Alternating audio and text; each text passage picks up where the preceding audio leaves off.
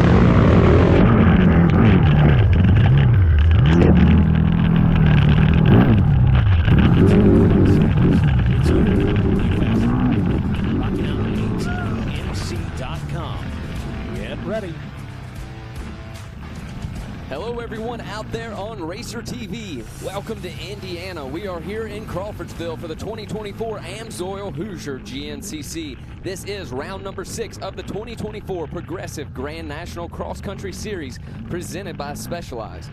My name is Jackson Burrow and I'm alongside Zach Heron to bring you today's race. Stay tuned as we turn things over to Zach for the start recap. Yeah, thanks, Jackson. What a weekend it has been already. We talk about rain, sun, dust, mud. We usually get a little bit of all of it over the course of a weekend. We get a little bit of all of it out here just today. We take a look at the Specialized start recap. As you can see, the rain came this morning. No matter, we got a great racetrack in store for this afternoon, and look at this. Talk about a great race. There comes Walker Fowler out of that XC1 Pro class, up the inside, grabs the whole shot. He's got company coming along with him, though. There's the Gator, McGill, pushing, trying to make his way into second place. Looks like that might have been Merritt back there as well. A tough start for Hunter Hart. He finds himself back in the pack, as does Bryson Neal. Now, back of the pack for Bryson is anything less than first. He's in about that 4th or 5th place spot. We take a look at the XC2 Pro-Am class. You saw 2 different lineup attempts. Some guys running that far inside, some the far outside. It was a Yamaha rider. We weren't able to get a number on him because look at this, 3 wide as they exit turn number 1. The battle is on in the XC2 for the whole shot. I know Grayson Eller was up there as well, but yeah, when it's too close to call, Jackson, you know you're in store for 2 hours of great racing. The Specialized start recap giving us a look as to what's to come out here for round number 6. So how about that? Taking a look, believe we're going to get a look at the track map. Jackson, we've talked about this today as well. Our last round, known as the old school GNCC, a lot tighter, a lot slower speed, a little bit different out here this weekend. This is our kind of GNCC. This is what we're used to, a little higher speeds, some open field sections, as well as some tighter weaving wood sections as well. Exactly, Zach. Like you were saying, Tennessee really tight. This is where we're going to see a fast track. These riders are going to be slowed down just a bit by the weather here today. Like we said, it's not rained a whole lot, but it's rained just enough to make it a rough time. Taking a look at the Yamaha Racing race format, this is going to be a 10.7 mile track. And of course, this is a 2-hour long race.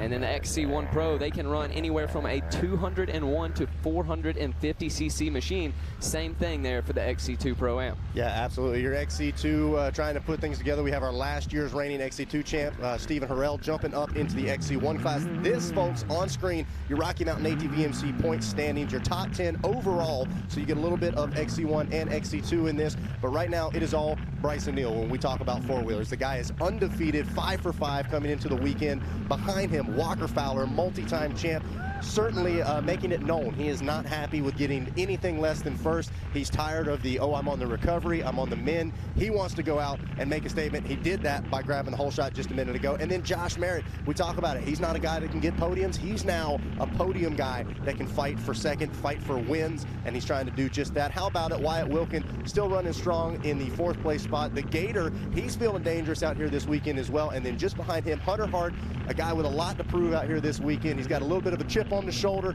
and something to prove out here at the Hoosier.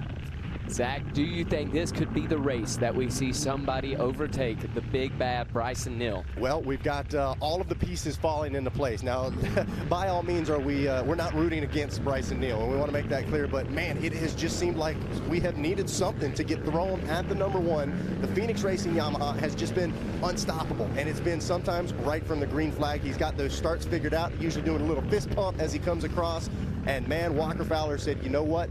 We talked to him. I actually talked to him off of the podium after the last round. He said, you know, my problem, man, is we give it to him in the first 10 seconds of the race. He said, I have got to get in front of him off the start. From there, I'm going to find out what I'm made of. He's going to take everything that I've got. And man, look at this. Walker Fowler was able to do just that. He executes the start. And as far as we know, this is still him all by his lonesome out front leading the way right now. And I think Walker has it figured out. That's definitely what it's going to take. These riders are going to have to get ahead of Bryson Neal. Bryson Neal, from watching him ride, it seems like he knows he's the man. He knows he's supposed to be up in that top spot. When he's on those start, whether it's today's start or whether it's races ago, he makes sure that he does not give those riders any ground. When they go into a corner, he's not the person that backs off. He holds on to it till the other guy backs off. And it looks like they're approaching this hill climb, and Fowler able to get up. Now we're going to have to wait and find out exactly how the backside of the top 3 as well as the top 5 is. We see Walker at the bottom of the screen trying to see who that is in second. Could that be It's Bryson Neal on the big #1 machine. Trying to wait, look, yep, there it is. I see it on the back of the Moose Racing jersey. So Bryson Neal has picked his way through. He looked like he was about 4th or 5th headed into the woods, but now the table for 2 is set. Walker Fowler leads Bryson Neal. And yeah, I can't help but think as this season goes on, you're going to start to see more intensity, a little more aggression, a little less buddy-buddy, if you will, between Walker Fowler, Bryson Neal, Josh Merritt. I'll throw the Gator, throw Hunter Hart into that as well. These guys, a ton of respect, a ton of sportsmanship between them, but they are sick and tired of watching the #1 run off with wins. And so Walker Fowler right now, we're not quite down on the strategy yet, all right? I don't know whether Walker's putting a sprint down or whether Walker's saying, hey, I know Bryson's probably right behind me. I don't want to drain my batteries too soon.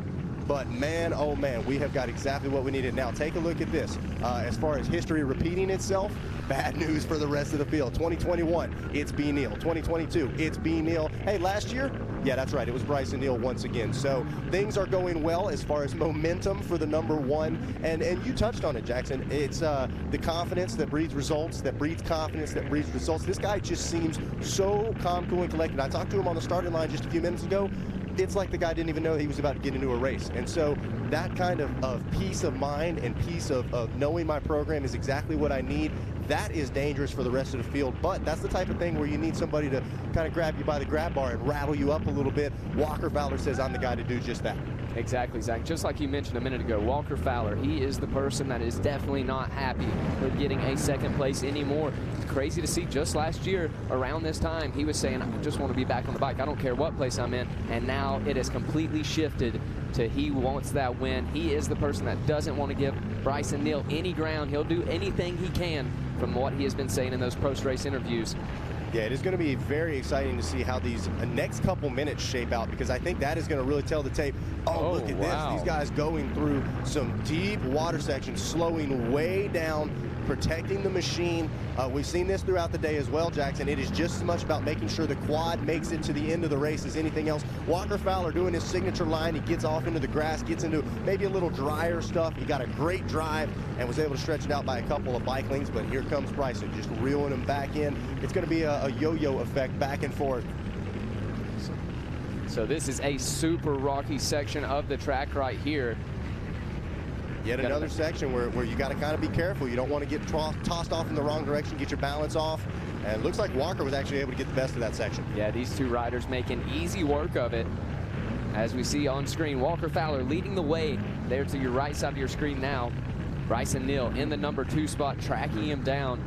You know that he has to know Bryson Neal is just right behind him. Well, and we talked about it. We saw a lot of these riders pedaling the track yesterday, and we had beautiful sunny skies yesterday, and we said, hey guys, how's it looking? And they're like, well, it looks good, but it's not going to look like this by the time we go racing. We knew the rain was going to come, had some storms last night, had a couple of showers this morning as well. But talking to the track crew, I know Jared Bolton, Ryan Eccles both have said, man, I think this is going to be a great racetrack. And don't get me wrong, just because it's a little slick and a little soft doesn't mean that it is bad racing out there.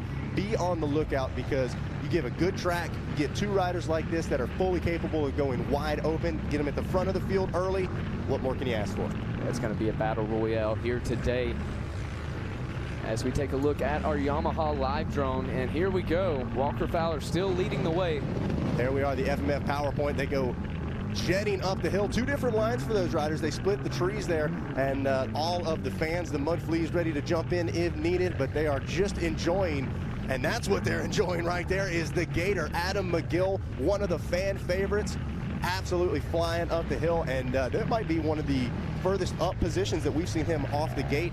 He said it before, man, I just got to get up front early. It's so hard picking your way through this XC1 pack. So many talented riders, and we'll see what the Gators able to do with a 3rd place start there as they pass mile #6.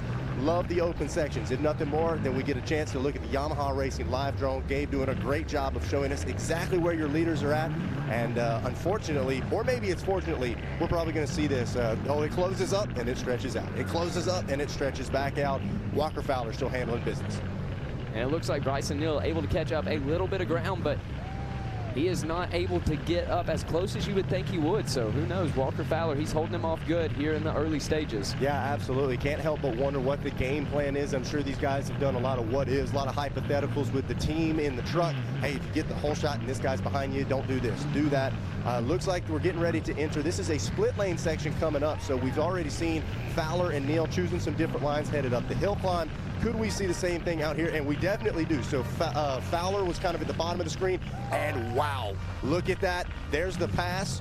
Walker going to try to make something happen once again. Split lane section, and I think that's going to do it. Bryson Neal just edges out Walker Fowler. A huge shakeup early on lap 1. How about that? A new leader, Bryson Neal, takes over the lead as we see Adam McGill on screen.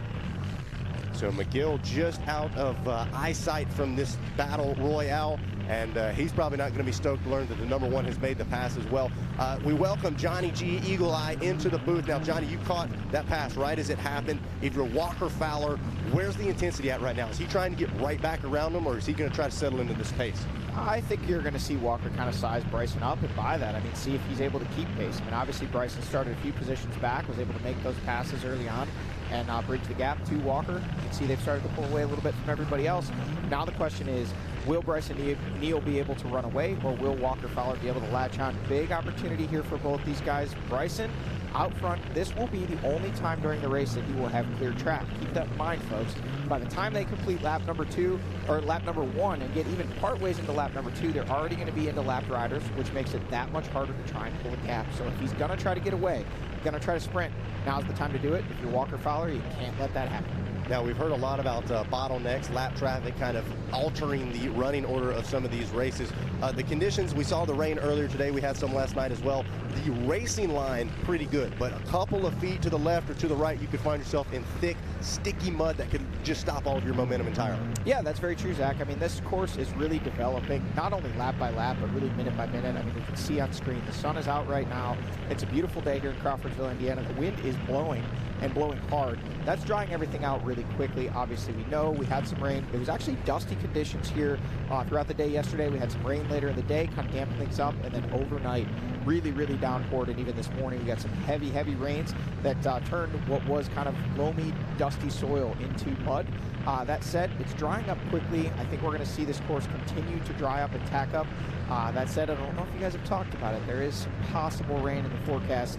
We'll see if that, actually comes to fruition, or we'll hope to see dry conditions all the way to the end of this one, but one thing's for sure, either way, it's going to be exciting. Yeah, I didn't want to bring the bad juju into the trailer. I've heard a little bit about it. I know a lot of the riders, even on the starting line, kind of scanning that radar. A lot of different decisions, whether it's, pit strategy, whatever it is. So we'll wait to see, but right now, yeah, things are looking good. And as far as, were you able to catch that start in person? I did, yeah. I was able to see the start. Looked like Walker Fowler kind of shot out front there quick and early.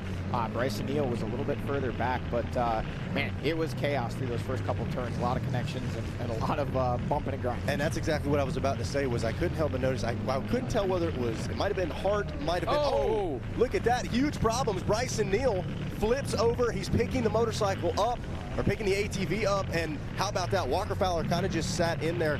Now, that's a veteran move, it looks like. What were you seeing there, Johnny? It's hard to say, but I think what happened there is Bryson's bike was still partially in the trail.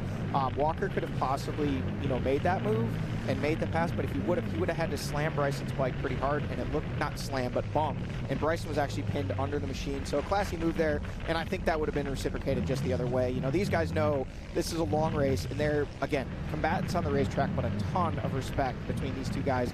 Ton of race wins, ton of championships, a lot of, just camaraderie and respect between these two. And you see it right there, Walker actually backing his machine up a little bit to give Bryson the room to flip his machine back on its wheels and take off. Not much time lost, but, if you're Adam McGill, this could be an opportunity to really put something together and get back in the fight here. The Gator got off to a good start. Now we see there's Wyatt Wilkin, followed by Josh Merritt. So those are your 4th and 5th place riders, unless we missed somebody, but I don't think we did there. So that's your top 5 through on the 8-mile marker, top 5 riders through. And again, the battle you're watching on screen from the Yamaha Racing Live drone, your current and defending champion out front, chased by the 7-time champion, Walker Fowler, Bryson Neal in the lead, and these guys are starting to open up things a little bit. But again, just with that mishap we saw, could Adam McGill work himself back into this fight for the win? Yeah, it's funny, going back to what I was saying on the start, it kind of seems like there's maybe a little more aggression, intensity, whatever it was. Like Bryson caught a little bit of a bump going into that first turn. He actually did a little turnaround, look back as he was exiting turn 1. I think these guys are kind of getting tired of watching Bryson just handle the field. Yeah, I think that is the case. I'll tell you what, if you saw there, Adam McGill on screen took a look over, saw those guys, and he's probably thinking, wow, I must have really been doing some good stuff here because I made up some time. He obviously doesn't know that Bryson had that little miscue, but he is still right there, just about 2 corners behind, and very much in this fight right now. To your point, I think, yeah, I mean, anytime you have a guy who's won 5 straight races, 6, if you go back to Ironman at the end of 2023, people, whether it's the fans, whether it's this fellow racers, kind of get tired of seeing the same guy would win. But at the same time, folks at home, folks here at the track, everybody but the fellow racers, what you're seeing is history in the making. Bryson Neal is just absolutely on top of his game right now, and to see Walker Fowler, Josh Merritt, and all the rest of these guys trying to bring the fight back to him, that's what we're here to see, man. That's what we paid the admission for. And if you're at home watching on Racer TV, stay glued in, because right now it looks like this one is shaping up to be an absolute barn burner. We know that Walker Fowler has expressed some frustrations, I guess, if you will. He almost apologized for those at the last round, finishing second. He said, hey, I'm happy to be back on the podium. I'm happy to be back racing after sitting out almost the entirety of 2023 season with an injury. But at the same time, a guy that's won 74 races is never going to be pumped on a second place finish. And he wants that top spot. He wants to do exactly what you guys are talking about, take that fight to racing. Well, and it's almost funny because our introduction to Bryson was, he was an analyst. He was in a back brace. We weren't even sure if he was going to be racing again. And now, even throughout his comeback, now the killer instinct's starting to come back. I like to see the frown at the end of the race. The guy is not satisfied, and he's clearly more than capable of getting back to this top step of the podium. We talked about whether or not Walker was going to size up Bryson and see if he could run the pace. He certainly looked to be able to run the pace in that open section. Yeah, I mean, I think right now it seems like Walker looks pretty comfortable. Bryson looks like he's pushing, but I don't think what we're seeing right now is full sprint pace from either of these guys. It's really hard to do that on a course. Yes, they have cycled it yesterday and possibly even this morning. Now they are back into sections of the race course that they've already run, because keep in mind, on lap number 1, they're blind. Where we just saw that last corner where it teed back in, that was the start. So they're now basically, even though they're only technically going to come into complete lap number 1, they're already onto a section of race course that they already ran off of the start. So this is where, experience comes into play. Now they know the lines, they know how the course is developed, and we're going to see if there's anything more in the tank to push and really try to, open up the gap over Walker Fowler if you're Bryson Neal, or if you're Walker Fowler, just really get your hooks in there and try to latch on. Now, we've talked about you get a little taste of everything out here at the Hoosier. You can see in those open sections really starting to get a shiny, hard-packed base on the open sections, and then still off into the woods. You can see there is still standing water in some of these sections, so riders having to adjust depending on what part of the track they're on. As you see, they make their way through the pit area, and man, how about it? Adam McGill not letting them go anywhere. I was going to ask about this with these open field sections. You get somebody like McGill who can look over and visually gauge. How crucial is that for somebody that's maybe they need that little extra fire to get them going? Oh, credit there. We missed Austin Abney in our last camera shot at the 8-mile marker. Already no goggles on. That's an Austin Abney trademark thing. Local Indiana boy, known to light it up. Look at this. Josh Merritt has actually made the pass on Wyatt Wilkin. So now it's him up to the number 5 spot, Wilkin in 6th. So that is actually the top 6. Shout out to to Austin Abney in the number 4 spot. Very close behind the Gator there, potentially running for what would be a very popular podium here in the home state of Indiana. This guy really hauls the mail when he's in his home state. Yeah, not to mention the last race having some issues there with his foot. So glad to see him back up and healthy. There was Hunter Hart, and then Jared McClure, and I believe Chris Borge, who had a really good start, was up there in the number 2 spot, looking like he's hanging there in about, I believe that would be 6, 7, and 8. And then it is, I think that may have been Stephen Harrell there in 9th. And here they come, checking in. So still pretty much wheel to wheel, and not very far back. Gator, 521 machine of Adam McGill, sitting in that final podium position. And honestly, I think he's actually made up a little bit. Yeah. So, here we are talking about these two potentially pulling away, and Adam McGill stepping in and saying, hey, hold my throttle hand. I got something to show you guys. Absolutely. You can't count the Gator out. There goes Austin Abney, and Abney's really seems like he's one of those guys where if he gets a little momentum, if he gets some things going his way, a good start, he gets into a good groove, he's able to run with it, if that makes sense. He's in the home state, he's got the home fans going crazy for him, and he's making the most of it. Like you said, the goggles have come off. At that point, it's like throwing the gloves down. It's game on. Well, I think for Austin Abney, he uses those to get to the first couple turns, and other than that, he's like, yeah, I don't need these things. I've never seen a top racer race without goggles as often as Austin Abney does. I think the rider to watch in that group right there, here we see Hunter Hart again. So this would be our, actually, our, so 1, 2, 3, 4, 5, 6, 7th place is Hunter Hart. Then it's McClure in 8th. That is Borich there in 9th. And that's actually, that is Brandon Owens. I can tell you right there, I don't even need to refresh scoring. That is your XC2 leader. He is absolutely on one. And then it's Stephen Burrell. So Brandon Owens, your XC2 leader, absolutely ripping. We know this guy has crazy speed. Ronnie Rush checking in. We'll check and see where that puts Owens in the overall, but would not be surprised to see him up, not quite in the top 5, sitting in the number 6 spot on that Sturdivant Racing Yamaha. Brandon Owens, you know, I know you guys probably talked about him a little bit last year, but it was just, unfortunately, a story of inconsistency. Crazy fast, could just never seem to get that machine to the finish line. Whereas this year, man, this guy coming back with that Sturdivant Racing Yamaha team, and it's looking like he's got something going, and so far is putting an absolute beating on this XC2 class here. Again, only 1 lap of racing, but he is absolutely gone. Well, and Owens lined up to that far left-hand side off the start, and he almost didn't even have to make a turn. He just angled that whole start straightaway, was able to grab that whole shot, and so, yeah, Owens is feeling feisty out here at the Hoosier right now. Yeah, absolutely. Our 2nd place in XC2 has checked in Tavin Cook out of Waterloo, New York, 49 seconds behind Brandon Owens after 1 lap of racing. So shout out to him, currently in a podium position, but all those XC2 guys need to get it moving if they want to catch up to Brandon Owens. Taking a look, there are your leaders back on screen. Bryson Neal across the bridge, and you can see some of that hard-packed slick. You see Walker Fowler a little sideways there coming through the corners, and right, McGill not letting them go at all.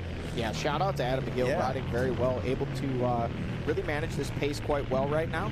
And what we're seeing is he's not letting these guys get away. Then it is Austin Abney there on the 703 machine in the number 4 spot.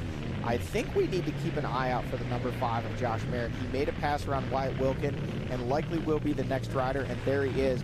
I think he's going to be looking ahead, trying to push up to close that gap to Austin Abney and possibly drag Wyatt Wilkin with him.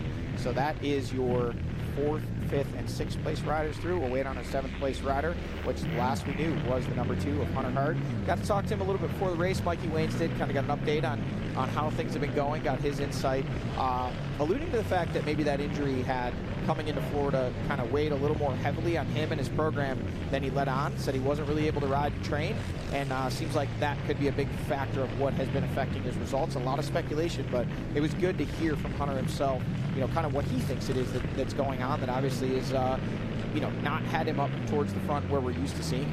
Yeah, without a doubt, I think coming into the season, there was some expectation, some pressure on Hunter Hart, and we knew he had a big get-off. I had seen some pictures of the crash. I had seen some pictures of the leg, but it's tough to judge, right? I mean, I know these guys, they don't want to show any weakness, show any hands, but it's also tough for us in the booth when it's like, we know this guy's capable of fighting for wins, fighting for podiums each and every round, and he's not able to do that. It kind of leaves you questioning exactly what's going on. So Hunter, providing a little bit of clarity, still says he's on the mend some, not quite back at 100%, but I think as long as he's able to keep building each and every round, maybe get a little more riding like himself, then we'll be able to see Hunter Hart back up into the mix where we want him at the top of the field. Little update here from our live drone. Looks like Bryson Neal's starting to pull away. It's not a huge gap, but what was just a couple bike lengths has now become a couple seconds. If you're a Bryson Neal fan and you want to see the Bidwell Bullet make it 6 for 6 here in 2024, this is starting to look like he may be showing the pace to put himself in position to possibly do that. But again, this is just one section of racetrack. But man, it's been fun to watch these back and forth, almost the stopwatch battles. We haven't seen a lot of wheel-to-wheel racing between these two. It's more been, you know, Bryson out front, Walker trying to run him down, where today, you know, Walker was out front right from the rip, and Bryson able to make the pass. We'll see how it materializes, but right now Bryson proving to have just a little bit more pace than the 723 and starting to open up a gap. Well, and the thing is, it's like, it's hard to point at one thing in particular. Like, it's little minute things better in little spots that build and build, and then all of a sudden you look and you're like, he's got a gap built up. He takes a little glance over the shoulder there as they head up to the hill. There you see Neal choosing that far right-hand side. Fowler does as well. And to your point there, Zach, I mean, it can be a big confidence builder for Bryson Neal to look over and see, you know, where he did there, that he's putting time on Walker Fowler. Not that this guy doesn't have a pile of confidence right now, but hey man, it's still Walker Fowler. This is a guy that thwarted so many race wins for Bryson Neal, so many championship attempts over the years. So, you know, he probably carries a little bit of extra, I don't know what the word is for it, but surely not fear, but respect, you know, kind of accounting for the speed, the force that is Walker Fowler. But when he sees himself starting to pull away, you know, that's just a little extra feather in the cap and making him feel like, yep, hey, we got this thing's firing on all cylinders. Let's continue to open up this gap. So there you can see Fowler still has him in sight, but without a doubt, the number one is starting to creep away. But we've also seen the number one, he is human. He makes mistakes. He had that issue earlier. Something like that can happen once again. And like we said, McGill still right in the mix. A mistake from Fowler, and he could be knocking on the door of a second place as well. And guys, I got to tell you, I'm really impressed with Adam McGill right now. I mean, you know, I think just kind of watching and seeing the pace that Bryson Neal is laying down, Walker Fowler obviously full-scale push to give chase, and Adam McGill not really giving up any time. You know, that just shows that the veteran, you know, he's still got a lot in the tank. We've seen him ride very, very well here in Indiana before. He might be a West Virginia boy, but I think he really likes this Ironman track, and the fans here love him. You know, we got a party crowd here this weekend, and, you know, they absolutely love the Gator, and he gives them something fun to cheer for. Yeah, without a doubt. He's a man of the people for sure. Goes all the way around the first corner. He's high-fiving hands until the green flag flies, and that's just as much part of it as everything. Everybody wants to see the guy that's winning and the top guy as far as speed goes, but the personalities that are the riders, the teams, that's what makes GNCC so unique and so special. And so it's always cool whenever you can see a rider like that jump up and have some success as well. And man, oh man, just crazy racing already. You can see Jackson on here, the live drone. Spring has sprung, if you will. It's yeah, we've got foliage popping out, and you still see that number one just darting his way through and continuing to put a little bit of distance between himself and the rest of the field. Got to be curious what the Phoenix Yamaha crew is telling him. I mean, you know, we're at round 6 of 13 rounds here in 2024. He's perfect so far. I can't imagine that that's really creeping into his head. Nobody's probably sitting there talking about you could do it. Somebody's probably mentioned that it was possible, but as far as in the camp of the number one, I don't think perfect seasons talk start yet.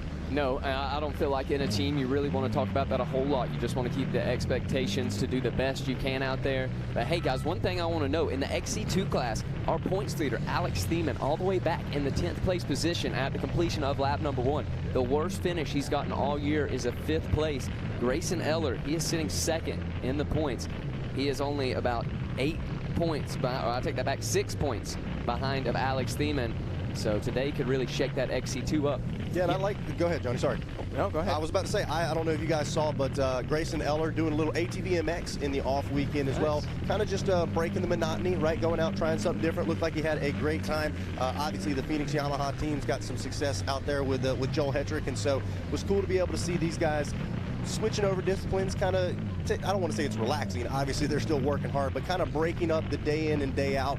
And looks like he's in a position to capitalize big time, hoping Alex Thiemann's still okay and going to be charging towards the front. But Eller, I know he was inside that top 2 or 3 off the start for XC2.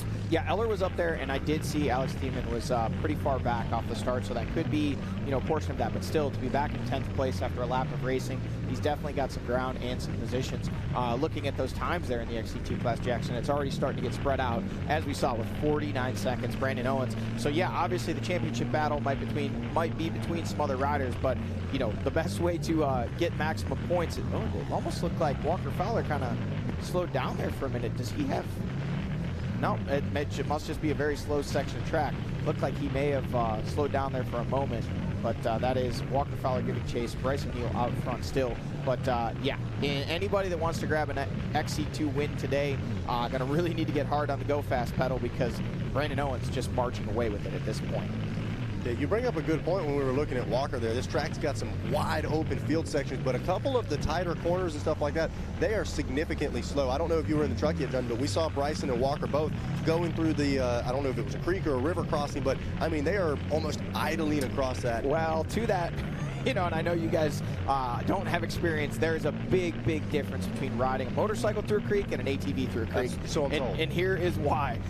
You know, motorcycle, you can kind of just splash through the water, parts like Moses parting the Red Sea. ATV, you make a tidal wave that goes over your head, ruins your goggles, ruins your grips, ruins your gloves, and you're basically wet, cold, and you've really only saved a few seconds. So unless it's a crazy situation where you absolutely have to make a pass, or you're really pushing for every second towards the end of a race, especially these guys up front, they just have so much composure. They know, hey, 5 seconds lost here, slowing down, idling through this water is going to save me so much comfort and allow me to go faster later. But yeah, you're absolutely right. And a lot of times you'll see that's an opportunity for guys to maybe pull the roll-offs, you know, grab a drink from their drink system, whatever it is, kind of let the heart rate settle just a little bit, and then they hit some of these faster sections of the racetrack like we're seeing now, and right back on the throttle. Need to get almost like a boat fender on the front of that thing. You can just throw all the water on the guy behind you. There you go. Just scoop it up and scoop it out. So taking a look now. Now we saw the split line section work in the favor of Bryson Neal. He honestly was a couple of bike lengths back, and the line that he took put him just in front of Walker Fowler. Do you think throughout the course of this race we're going to start to see more and more of a funneling into one line based off of how it's developing? Yeah, I think, again, we don't know what's going to happen with the weather here, but if we don't get any additional rain, I think we may see some secondary lines and some options start to open up if it continues to dry up. But if we get any rain at all, yes, we're likely going to end up having a pretty slot car racetrack. Everybody trying to just stick to that one rideable dry line. Right now, we saw from that last camera shot, the gap definitely has opened up another couple seconds between the #1 of Bryson Neal and the 723 of Walker Fowler. But looking back to Adam McGill, that gap has opened up even more. So is this a case of Bryson Neal really starting to push the pace? Walker Fowler not able to match him, but pushing for all he's worth, and right now it's enough to continue to open up that gap over Adam McGill. We're going to start to see some lapped riders come into play here very soon. Who's that going to work in the favor of? Yeah, definitely a question and something worth watching. Can't help but think on some of these open sections as well. We see how kind of shiny and hard-packed it's gotten from the AM race and now the first lap of pro races as well. I would assume the pros kind of going to move over a little bit once it starts raining. That stuff gets real, almost like glass. There's no traction whatsoever. Yeah, right now, surprisingly, that polished stuff has a ton of grip in it as it's drying up, tacking up, as we call it. You'll see a lot of the times if you watch like sprint car racing, you know, they'll lift that inside wheel. The track has so much grip, the dirt does. Same on an ATV on a track like this, until, as you pointed out, it starts to rain. Just that slightest little bit of moisture on top turns what is great tacky dirt into absolute ice. And you will see exactly what you mentioned, Zach. They'll either start moving to outside lines, or in some cases running the cushion, as we call it. They'll leave those outside wheels right on the edge of kind of the slop of the berm, just kind of offering themselves a curb, if you will, so they don't slide off the track, and trying to find grip anywhere they can. And, you know, it's one of those things, both of these riders up front, all three of these guys, really, probably anybody running inside the top 10 right now, these are guys that all understand throttle control. You know, they know where to find grip when it seems there's none available, but it definitely can factor in. Looks like Walker Fowler taking a little different line here, but you can see just how deep that water is. Wow. Bryson Neal kind of went to the left all the way around. Walker kind of running it up the gut, right through the water. Didn't look like he made up too much time. It didn't look like he lost any.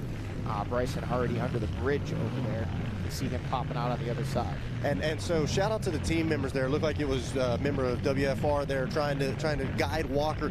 When they're walking through standing water like that, what are they looking for? They're looking for how muddy it is underneath, how deep the water is. Clearly that one personnel was directing Walker. What is it normally that they find where, like, oh, this is a good line through the water? Depth. You know, when you're coming up, especially, you know, when you cycle the track, or even in the morning, if you go look at it, you walk down there, the water's clear, because typically the water's clear. There's no sediment in the water. It's just kind of a nice babbling brook, if you will. Then as the morning races start, and obviously the sediment get kicked up, and it's harder to see the bottom, especially, you know, at race pace, you're coming charging in. You don't want to be wondering, hey, did somebody get stuck here last lap and dig this thing out 3 foot deep? I'm going to go in there, I'm going to swamp myself, water out my machine, you know, hydro lock it, and I'm done for the day. So that's exactly what those guys are doing. And just the same on motorcycle day, you know, make sure there's no buried, you know, any type of, whether it be rocks, stumps, logs, anything under the water, and how deep it is. So they'll walk those lines, and then you'll see them pointing. A lot of times they'll even use like a big long stick and point exactly where they want the rider to put their tires. Shout out to the team members. We said we're always praising the racers, but it is a full team effort out there. There goes the #1. Bryson Neal. He is looking like he's on rails. Yeah, right that now. is as smooth as you can get for a GNCC course. Zach was talking about Fowler being able to see him there. He does not have that luxury anymore. We'll see if that plays into Neal's favor. That I gotta say, you know, big fan of all these guys, but you know, Walker, a good buddy of mine. I think we're not all of us. I'm sure if you're Bryson Neal, you want to see the win train go as long as it can. But a lot of people, you know, want to see can Walker get that 75th win. But I got to tell you, I think if you're inside the head in the helmet of Walker Fowler right now, you might be having some questions. I mean, he's throwing everything he has at it. And honestly, right now, Bryson Neal literally just rode away from him in the last couple miles. Again, you know, there's still so much racing. We don't give these trophies away. But Walker Fowler really needed to dig deep, find something special, you know, figure out what it is that Bryson's doing that's allowing him to make those couple seconds here and there and try to latch on and go with. But right now, Bryson's been able to do exactly what you need to do if you're in the position he is. He's lost the sight, lost Walker Fowler enough that Walker can't see him, and then it's so hard to chase and so hard to pace. Well, and we talked about Walker Fowler. He shows he's got emotions, right? This is kind of, it starts to bother him, starts to make him frustrated. I know the one race we were talking about, though, it was Walker and Hunter coming through the pack, trying to make up all this time on Bryson Neal. It's a different story today. He was there, he had the spot, and like you said, he's kind of watched Bryson stretch this out. Can't help but feel like he's going to be a little more frustrated with that. Sure, I think there will definitely be a component of frustration, but I think if you are Walker Fowler, you also have to look back and really just kind of, you know, have that perspective and say, like, okay, yes, and again, we don't know what the outcome of this race is going to be, but if he ultimately doesn't get the win, if he's not able to fight Bryson all the way down to the end, you know, he did do it for a lap today. I mean, wheel to wheel, they kind of matched each other. And I think the main thing is just trying to improve yourself, trying to close the gap down each race. You know, of course, when you go home after a loss, you want to win the next one. But sometimes when you can't, it's just important to make those incremental improvements and steps towards putting yourself in position to battle for those wins. And, you know, Walker knows that process because he went through it all those years ago when he was a young XC1 rider trying to grab his first race win, trying to grab his first championship. So he knows the process. It's just hard sometimes to get yourself back into that mindset when you've been winning so much for so long. Yeah, it's funny. We were, obviously this is one of the hometown races for Mikey Wayne's, and we were able to hang out at his place. And I'm doing a little snooping, looking around at some photos on the wall, and I see a very, very young Walker Fowler on the top step of the podium. Beside him is Adam McGill, and that's what I mean. It's so cool to see these guys. I mean, he looked like a kid in that photo. Now he's the seasoned vet, the multi-time champ. And like you said, there's a lot of lessons that have gone from that photo to the man we see today. Sure. I mean, if you want to talk about a span of winning races, you know, Walker Fowler won his first race in 2010 at the Rock Run, actually from the XC2 class, and then obviously winning a race at near the end of last year in 2023. So that's a 13, 14-year span of winning races, and he's still in a position to continue to extend that further. Well, things are heating up for sure out here from the Amsoil Hoosier. We're going to get ready to grab a word from our sponsors, but let me tell you what's happened so far. There it is. It was Walker Fowler grabbing the whole shot. Bryson Neal trying to chase him down. They make their way through the split line section. Two different options. Who's going to come out on top? It was the number one, Bryson Neal, just ever so slightly squeezing out Walker Fowler, who was right behind him in second. And then B. Neal started doing B. Neal things, little by little, inching away. He's got a probably 2 to 3 second gap. He did have a little mishap, stand-up sportsmanship there from both Bryson and Walker. Walker let them get picked back up and keep rolling. But then we thought the table for two was set. Was Walker going to be able to keep him honest, maybe make a pass back around? They get out into the open field sections. We see it doesn't look like it. It looks like Bryson Neal is going to try to do what he does best, and that is get out front and check out on the rest of the field. Can't forget about the Gator back there in third as well. But right now, who's it going to be, Walker Fowler or Bryson Neal? We'll get a word from our sponsors and be back here on Racer TV. You know, when I take the bike out like this, all my stresses just melt away. I hear that. This bad boy can fix anything. Yeah, tough day at work. Nice cruise to sort you right out. When I'm riding, I'm not even thinking about my painful cavity. Oh, you shouldn't ignore And that. every time I get stressed about having to pay my bills, I just hop on the bike, man. Oh, come on, man. You gotta pay your bills. You don't have to worry about anything when you're protected by America's #1 motorcycle insurer. Well, you definitely do. Those things aren't related, so... Ah, yee! Whoa, that is a vibrating pain.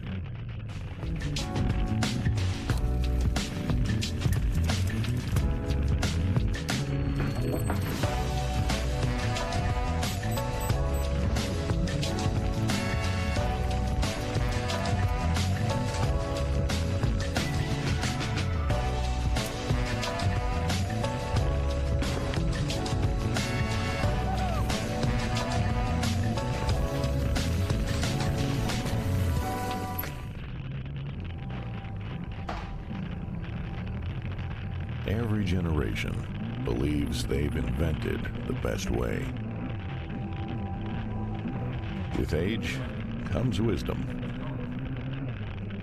We've come to realize that every piece of knowledge is learned, passed down from those generous and patient enough to teach.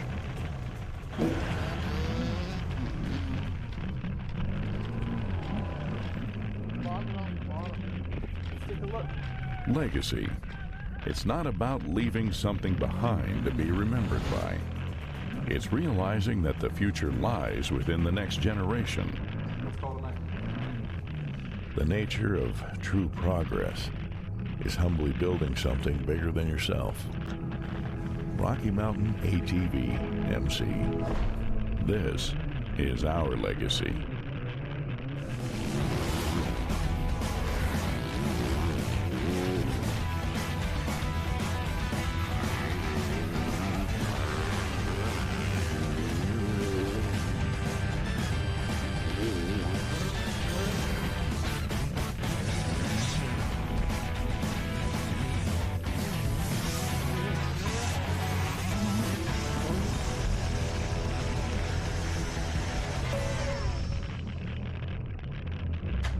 Whatever you drive, however you drive.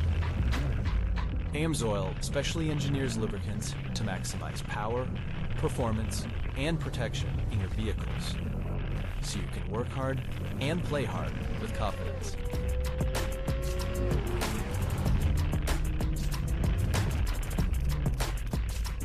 Order online at amsoil.com. Hello, everybody, and welcome back to Racer TV Live. We're here at the Hoosier GNCC.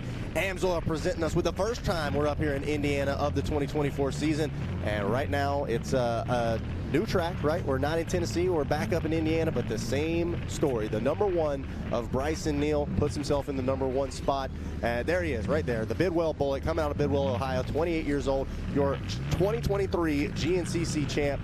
And yeah, you guys can add 5 overall wins to that chart right there. That is 28 overall wins. The guy has been unstoppable here in 2024. And that picture right there is what he looked like on the starting line before this race. He doesn't even look like there's a race going on. He's calm, he's cool, collected, and man, he is dangerous out here in this XC1 field.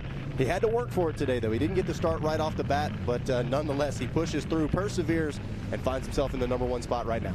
Yep, and Zach, you know, I got to tell you a personal story here. I actually had the opportunity to drive through Bidwell, Ohio on my way here this weekend. I was coming over here Thursday, and I got all excited because in all my years of travel, I've just never taken that route. I've never been that way. So I saw Bryson yesterday when he was biking the track, and I said, hey, I was in Bidwell, and he was like, you were in Bidwell and you didn't stop by and say hi? I said, man, I didn't know if you'd already left to come to the track. He said, no, it's nice and close. I didn't leave till this morning. He said, on your way home, stop in, say hello. I said, okay, I might just do that, buddy. You know, I was, it was pretty cool. You know, the Bidwell Bullet, there's a big sign that says Bryson Neal. No, I'm joking. Oh, I was you know, I believed it. I actually asked him, I said, hey, where is the big sign that said home of, you know, two-time GNCC champion Bryson Neal? And he just kind of looked at me and said, you know, Johnny, you know me. You know that's not me, man. He said, honestly, most of the people in Bidwell don't even know that I race ATVs, and I'm pretty okay with that. He would probably make the real estate agents jealous in town because he's too good of a smile. Yeah. They'd be upset. They'd be up in arms. Walker Fowler into the pits, the 723. Both guys, his pit looking very similar to Bryson Neal's. Cool, calm, collected. Let's go back to war here. Yep. Yeah, and I think maybe we were kind of talking off camera here. You know, where are you at if you're Walker Fowler? Are you kind of disappointed? Are you frustrated? Are you angry?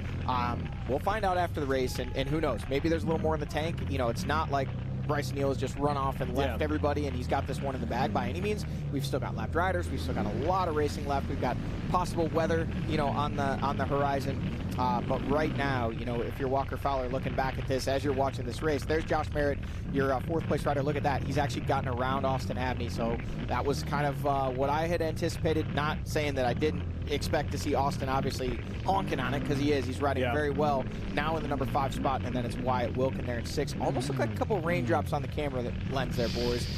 Listen, I'm not saying it's going to rain. I'm saying I think it might be raining. Those are 2 different things. Chief Meteorologist Jackson Burrell standing out in the weather. Is it raining? Thumbs up, thumbs down? Nope, not yet. No, it's all not. right. But it gonna rain. As a matter of fact, the guys our producer said, hey, if you're out there operating a camera right now, prepare for rain. So we're prepared. That's actually, they wanted me to bring that up too.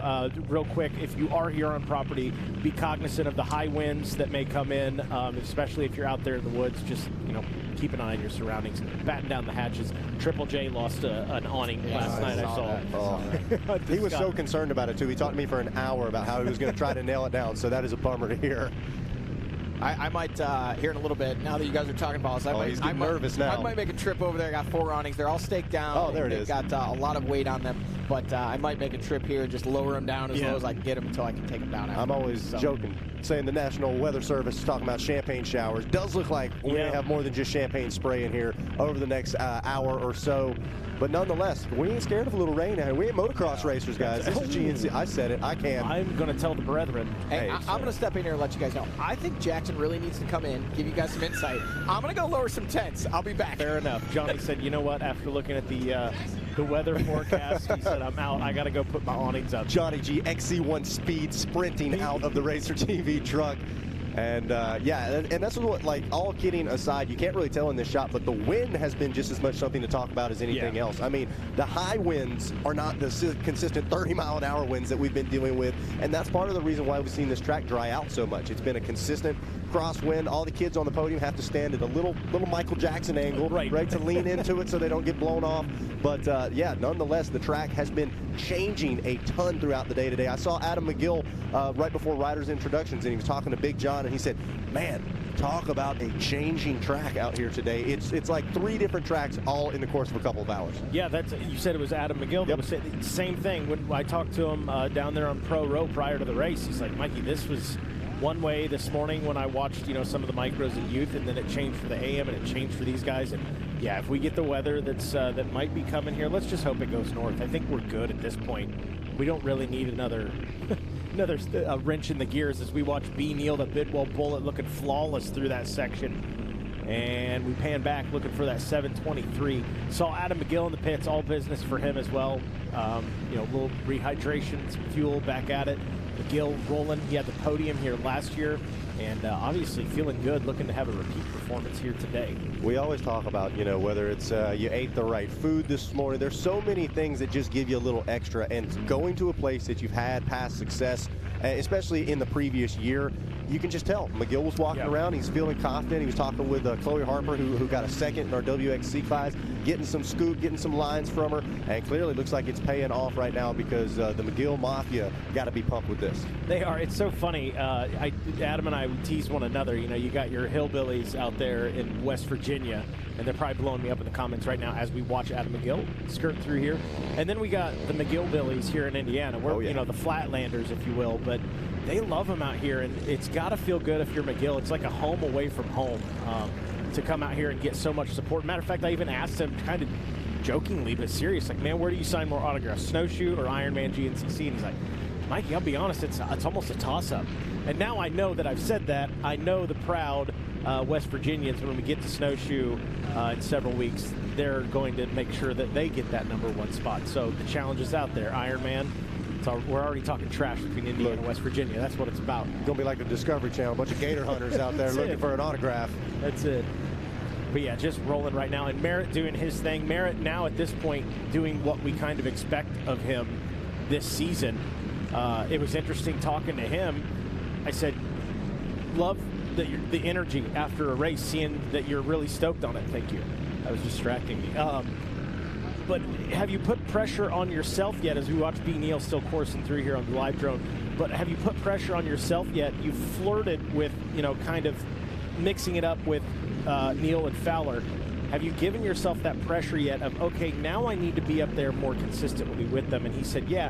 He says, as a matter of fact, the guy I talked to about that was Caleb Russell on the two-wheel side. He's like, Caleb obviously knows a thing or two about winning, and he said Caleb told him, just be there in the fight. And it may be one of those situations, which Johnny, I think, was mentioning off air. Maybe Neil has a mechanical or Fowler does, and your Merritt, you inherit that win. Whatever, still win, still be happy about it, and then you get more confidence. And if nothing else, then you can challenge yourself to maybe take a win from them upright eventually. But it's interesting that Merritt now looking almost outside of the four-wheel side and going, hey, GOAT. Well, and it's so funny how quickly the praise fades, right? Yeah. Like I remember last year it was, Hunter Hart and Coltrane, right? And we're like, oh man, this is great, another podium finish. And then all of a sudden it was like, and these guys have got to be sick of second place. It's like after a while, you start hitting the same goals, hitting the same marks week after week. He doesn't quite have the same shine. And so for Josh, Jackson and I have both spoken to him. We've done some interviews with him. And the first one, he literally said, I don't even know what to say. I am so excited to be up here on the podium.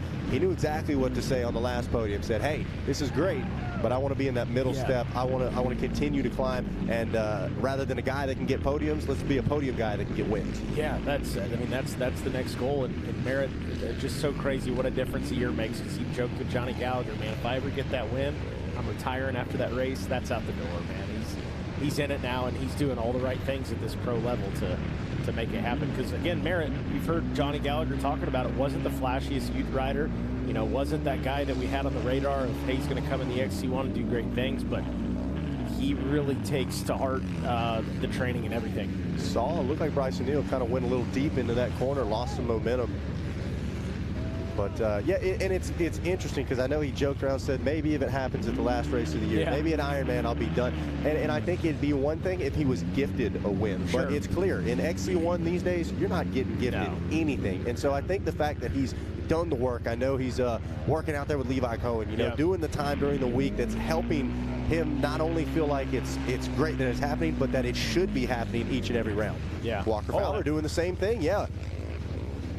Oh, there it is. So it looks like we are losing our Yamaha Racing Live drone because the rain has shown up. So just take another factor to throw into the mix and be on the lookout. You can see on your screen right now, you look over towards the main line. It's got that shininess, and it is dumping now, folks. You might be able to hear that on the Racer TV broadcast. It is absolutely pouring.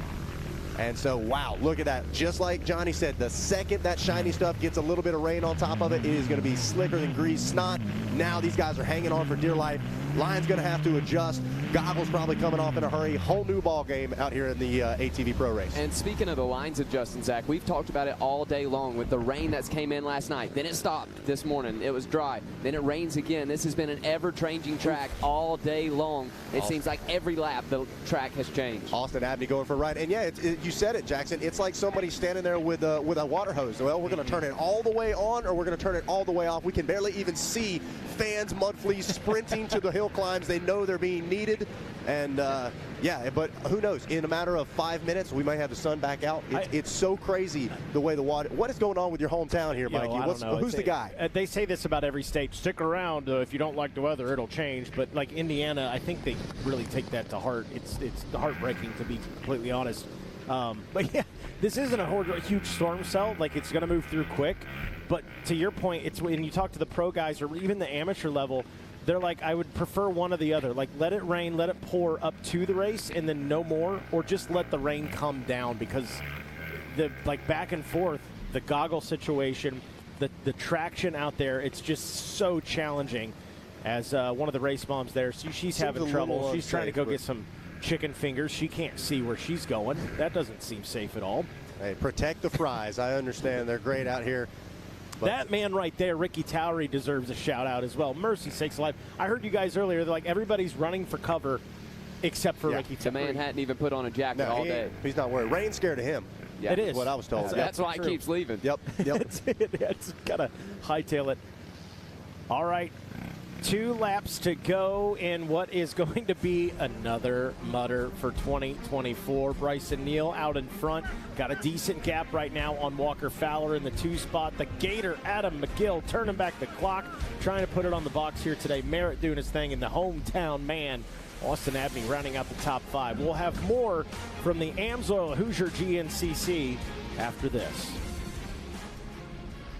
It takes commitment,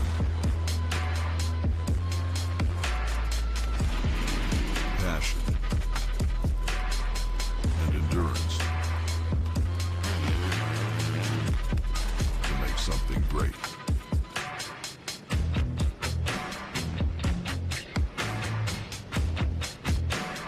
Made by champions for champions.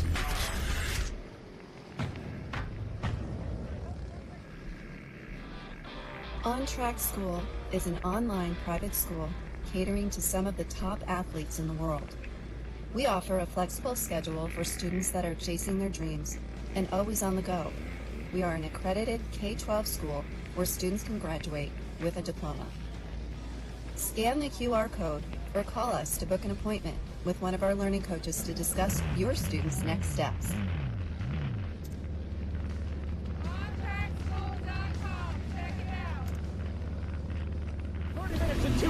Let's go racing! Full contact! Look at that lead! Down to the inside!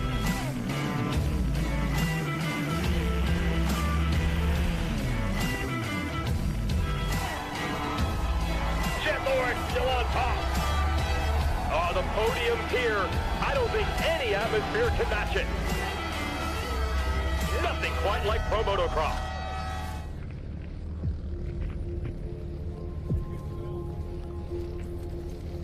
We've been there since the very beginning. 20 laps, the main event, the mud, the blood, the beer. Organizing the industry and building champions.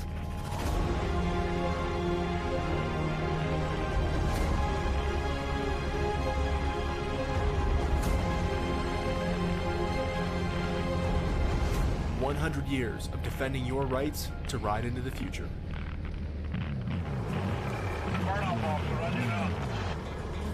Community, family, teamwork. It's what we have stood on for over a decade. Hauling might be what we do at the surface, but it's much deeper than that. Because what you need matters. When you need a haul, give us a call at 724-852-4488. For 24 hours a day, 7 days a week, and 365 days a year, we at JD Enterprises are prepared to serve you. And welcome back to GNCC Live here on RacerTV.com. Mikey Wayne's here alongside Zach Heron. I almost went the wrong way. And Jackson Burrell. Johnny Gallagher out and about. He has got to get those awnings, batten down the hatches. Boy, fellas, we have had a pretty gnarly day. We've had all of the weather we've wanted. But the racing has still been stellar. Obviously, B. Neal and Walker Fowler doing their thing out front. Adam McGill turning back the clock. But Josh Merritt, a guy we've talked about who has been sensational and doing all of the right things, clicking off podiums. We had a chance to catch up with him prior to today's race. All right, guys, I'm here with Josh Merritt. Josh, you've been off to an incredible season. Third place at the last round, third place in points. How do you feel going into the Hoosier? Going into the Hoosier, I'm feeling good, confident, and just ready to keep racing. These guys are all fast, and anytime you can get a good start and start up front, it's a good day when you can finish up front also. So going to be focused on a good start out there and just kind of putting in the laps. Josh, as we're sitting here on Friday, it looks like it might have a possibility of raining. How will that treat you? I just got done biking the track. It was actually sprinkling on me when I was out there at the end. It needs a little bit of rain, but not too much. It's going to be a fast track, and looking forward to hopefully good conditions. Josh, you've been up there in the fight all year. Take us through your training. How are you feeling training? What are you thinking through the week? So I work with Outlier Performance, Levi Cohn. Putting in the work throughout the week definitely makes you more confident on the weekends. I actually went to Levi's dad's track, Fast Tracks. It's in Southern Ohio. Went there to train this week. A couple of other guys actually went there, Wyatt Wilkins, John Glad Jr., Kenny Schick. They all went there a couple days after me and with me. But got some good, fast practice in, and I think we're ready for these higher speeds this weekend. All right, guys, that's Josh Merritt. He's ready to go. Ready to go indeed, and he's showing just that. We we said it. We don't know what's coming, but these guys are prepared for whatever. And even Josh mentioned that, a little bit higher speeds in some of these sections. We're at the FMF power point. Shouldn't be but roughly a minute or so before we expect to see your leaders come through. But we were talking about it earlier. Josh Merritt, you can tell, not quite the same, just super smiley, I'm just happy to be here guy. Now he knows what he's capable of, and he's got expectations each and every round. Yeah, and I'd love to see that. Like, that is exactly, you know, he's saying all the right things, he's doing all the right things, and Josh is one of those guys that proof is in the results. You know, he's doing what it takes. I guess that's just like the bottom line. Well, and pressure is earned, right? You know, it's the guy who's riding around with no pressure, he's probably in last place, right? It's like the guys that are consistently putting in results, that have the sponsors, that have the fans, that have all of the stuff that comes with being a top-level racer. There's pressure that comes with that as well. Yeah, there is no doubt about that. Waiting on our leaders to check through. Again, if you're just tuning in, we had some weather move in, so we had to pull our drone from the sky. Hopefully we'll be able to get that back up for you guys as that storm cell pretty well, I think, starting to move out or close to it. And we'll be able to get you some of that Yamaha live drone. But in the meantime, we're kicking it old school. I think we actually prepared for this. We've added some extra cameras to give us some extra shots out here in the woods. Just continually trying to improve your Racer TV experience. If you guys have followed us for several years, you're like, wow, this is incredible. If you're new, you're like, okay, they got some kinks to work out. That's okay. We're getting there, baby. You guys don't think we listen. We do. Yeah, we do pay attention. We read everything. Somebody's reading it. Nonetheless, though, yeah, it definitely looks like the pace itself has slowed down. Is that? That's Neil. There he is. Yep. Throw whatever you want at him. Rain, and don't know who that was behind him. Yeah, so roughly being told about a 36-second gap back to Walker Fowler now. And that is why we call it the Bidwell Bullet. I'm going to save you guys the sound of him shooting off. That's what I was about to say. I wasn't going to. I keep telling him I'm going to ask him to do a bullet sound or something on the podium. What caliber bullet would you be? Oh, there is 723 Walker Fowler. Mudflea's up there saying, go get him, boy. Heck yeah. Well, yeah, big gap. There's been bigger gaps, and obviously Fowler's overcome some of those as well. Certainly not out of it. We are just over the halfway point. Leaders due in here for a third lap completed in what will be a white flag in, about just under 5 minutes. Mile marker 6, waiting on third place. Is it going to be McGill? Is it going to be Merritt, Abney? All those guys pretty close in the pits at the same time. So looking for that 521 Honda of the Gator out of McGill. Gators like wet conditions, maybe. That's true. I mean, who knows? Yep. And like we said, the GNCC fan base absolutely unfazed by the weather. Threw the hood up, and there it is. They're all cheering, pointing on the Gator, Adam McGill, trying to get it done, put himself back up on the podium, and there is Josh Merritt. Yep, so Josh has got something to say about it. And and Wyatt Wilkins, 621. Wyatt Wilkins not far off of that pace. Got to think in some of these shots on the track, he's able to see those guys. If nothing else, hear them. But Merritt, go ahead. Battle still very much alive for that third place here in this one. Yeah. Nope, having some troubles there. Don't know if that was one of our lead group riders. Fired up. Looked like that's Abney. Yep. Always can tell him by that bright orange bumper he has on that machine. Austin Abney really, not really even so quietly having a good day back there.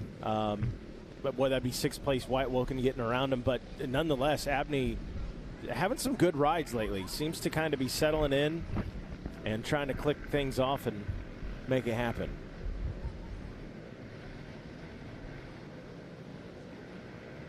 So it's interesting. Johnny and I were talking about this just after the start. You know, Merritt, we were talking, hey, a couple of years ago, Merritt was the kind of guy that if it was,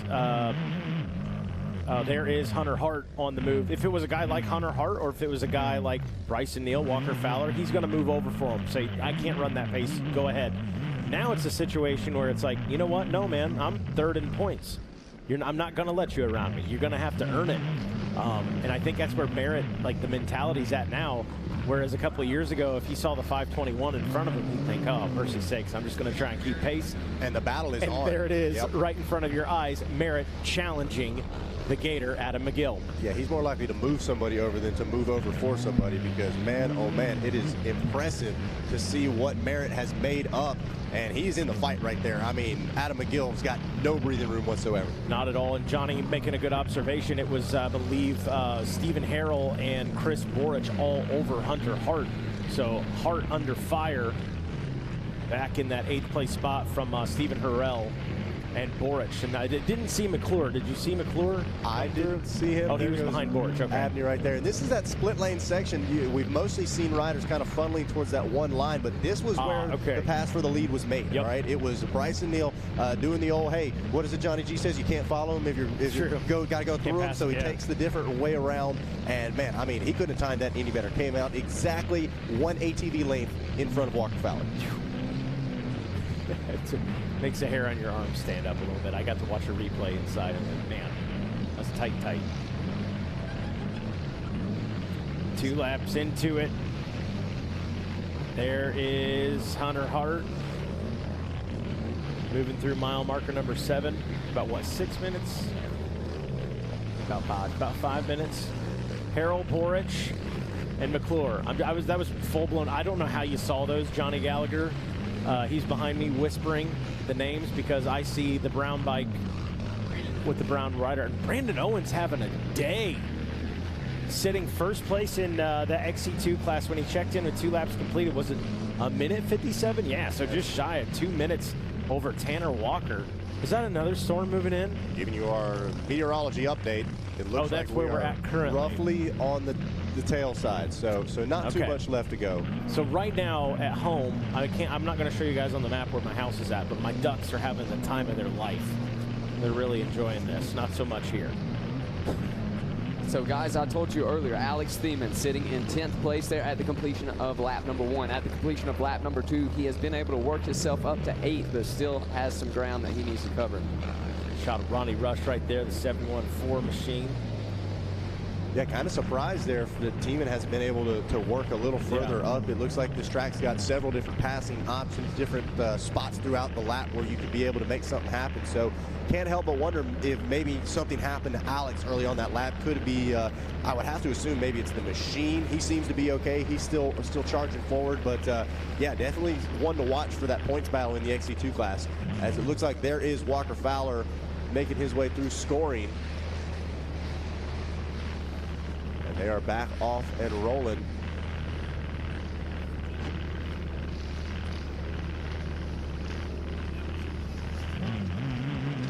So that was not live. Okay, we just got confirmation. I was about to say I don't know my track map by heart, but yeah, I was like, wait a second. Yeah, about 2 minutes left until we should be seeing Bryson Neal and Walker Fowler make their way through the finish for the completion of lap number 3.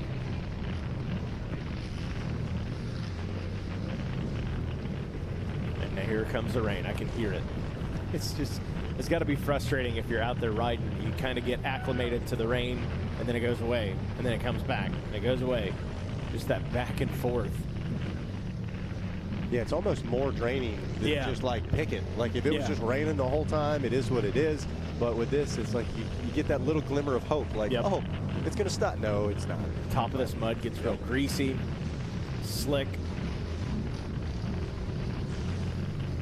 And there is Adam McGill making his way through.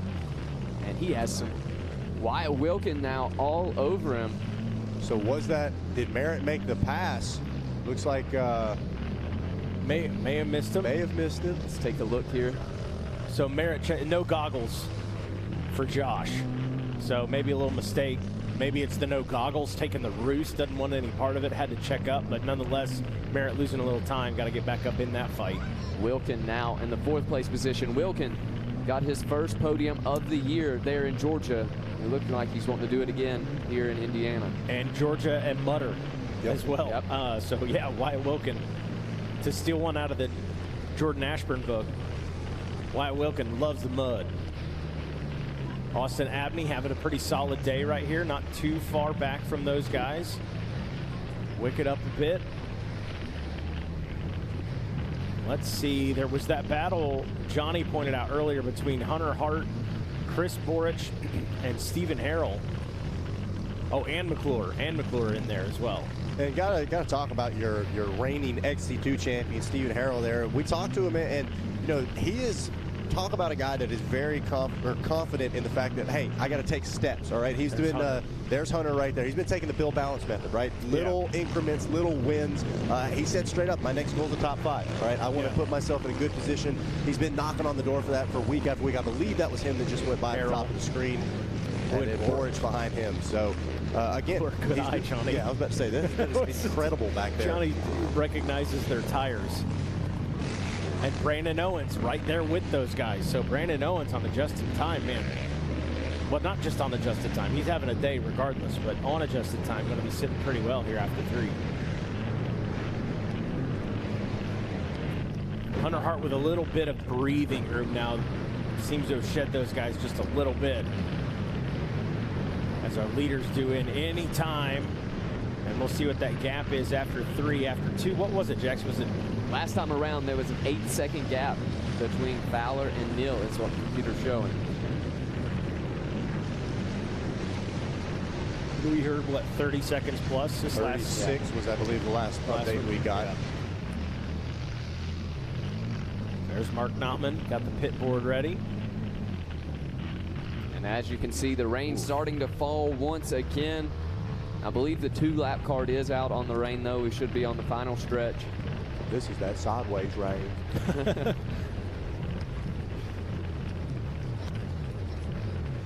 Saw Notman running back towards the pit. Oh, interesting. Oh, good point. Yeah, Johnny said you probably see some of the guys coming in for goggles. Absolutely. Got to think Merritt is going to do that. Saw him with no goggles. And I know we've mentioned this before, but it's like you wait till the last second, and then as soon as you take those goggles off, your face gets covered, and now it's like you can put fresh sets on all day long. And it's always interesting to see the riders that do take the extra couple of seconds to wipe their face off beforehand. Sometimes if you're in the heat of battle, you can't risk it. You got to just get going, and sometimes you get mud, dirt back in to those new goggles. Yeah, talking to Hannah Hunter this morning, our 3rd place in the WXC, was talking about just how brutal it is to get that dirt in your eyes. In Georgia, she had a big problem with that. Had to wash out her eyes for hours. She was saying just how brutal it is taking off those goggles. So we're watching Mark Notman on screen. He's back running once again. We thought we might have caught Bryson and Walker coming by. 100% just going off of Mark's body language that I don't think Walker has passed through quite yet. Rain is not pouring quite as hard as it was a few minutes ago, but it's consistently falling. It is by far not a sprinkle. So we will wait to see here on pit lane. Like we said, the several riders may be stopping to get goggles, trying to adjust. The good thing is these guys are as prepared as possible, all right? Nobody was... So they did come by. Yeah, you're right, because Mark went to the opposite side. Coming back the other way.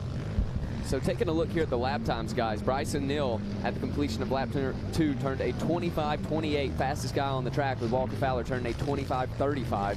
We'll see what it is this time. That's Adam. There it is, white flag. Yeah, and who we saw was Bryson and Walker. It was not 36 seconds by any means. Matter of fact, looks like... I believe we might have a change for the lead here, guys. Wow, look at that. New leader. Walker Fowler has taken back over the #1 spot. And man, oh man, we asked for a showdown, and we're going to get just that as the white flag is flying here at the Hoosier. Stir the pot, baby. Let's mix it up. This is, something interesting. Walker Fowler checks in 1st place, and B. Neal checks in 2nd. Now, I believe, yes, I was going to say earlier, I believe Bryson Neal's transponder was not working, so literally timing and scoring has them side by side, but I'm going to guess Bryson Neal was just behind Walker. Yeah, I would say that they have had to hand score that one, put it into the computer manually, so that's probably where the problem is coming from. It says Bryson Neal, though, talking about lap times, he turned to 27:58, so about 2 minutes slower that last time around. So, wow, I mean, a big shakeup. We were just sitting there talking about, oh, he chips away, inches away little by little. And I will be the first to admit that there goes McGill coming through the line right there. Looks like That's Wyatt still, putting the pressure on. So Wilkin wants this podium, but 36 seconds doesn't just disappear like that. I mean, could have been another mistake. We saw Neil having his issues early in the race, but yeah, Walker Fowler seems to have clicked another gear, and now that he's got a taste of the lead, it's game on. Yeah, and you know, I mean, Walker Fowler has said it himself. He wants to be in this position to just be right there with B. Neal and then try to make a move. Well, you got it. I mean, white flag is out. Now Walker Fowler's got the lead. It is legitimately mano a mano at this point between those guys, in what is a pretty gnarly track as well, under some pretty tough conditions. Josh Merritt, or Abney checking in. Did Merritt drop another position? Probably stop for goggles, be my guess. Yes, there is Merritt. Merritt has. And a fresh set of goggles as well. So just looking here at the numbers, guys, Wyatt Wilkin was only 2 seconds behind of Adam McGill. Last time around, Wyatt Wilkin turned a 28.08 with McGill turning a 28.32. So Wilkin about 20 seconds or so faster than McGill that last time around. Going to be interesting. Where was Brandon Owens on the overall on adjusted time? Hunter Hart checking in. And Stephen Harrell, here we go. Out in, that's B. Neal. So is Neal back out front? Yes, he is. Walker Fowler now in the 2 spot. So Bryson Neal out in front. Walker Fowler in second. Last lap, white flags out. And we got about 24 minutes of what we expect to be absolute carnage between those two. Well, and that's what I was going to ask. Was we saw the mistake out of Bryson earlier. We were speculating that maybe he was trying to put in a push. We talk about how calm, cool, collected this guy looks, almost like he's riding it solid 80% most of the time. If Walker gets back out in front of him, obviously he's back to the rear wheel of him.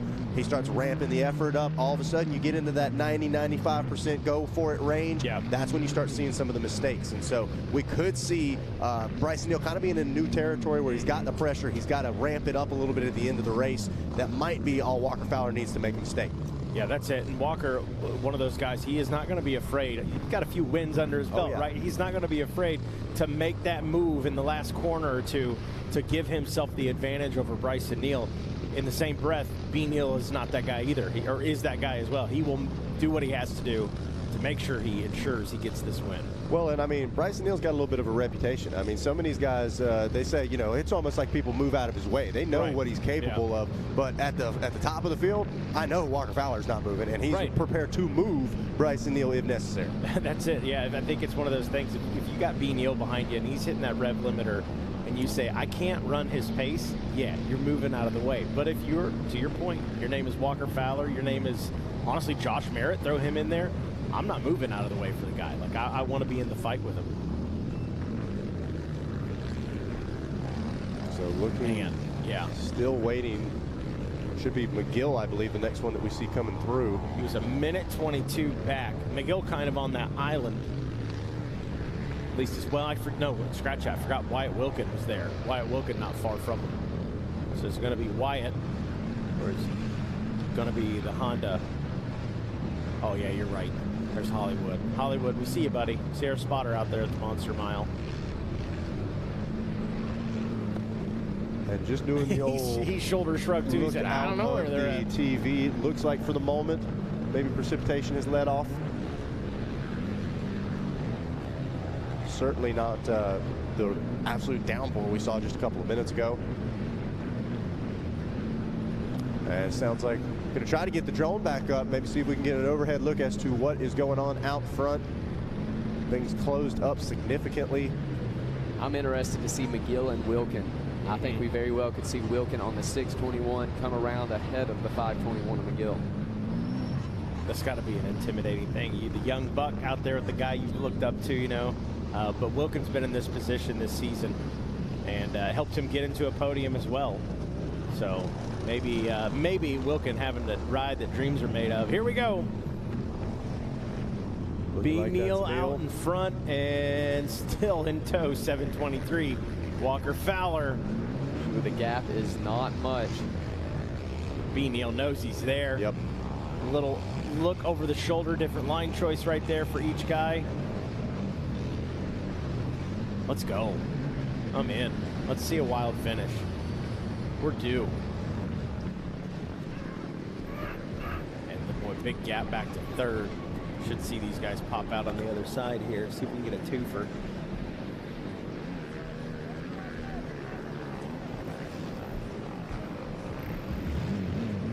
Is that him going up the other side? Okay. So, again, from my angle, brown guy, brown bike. but Johnny can tell. He'll look at, you know, the way the jersey is creased under the shoulder. B-Neal out in front, Walker right there with him. Man, Bryson not pulling away in this one.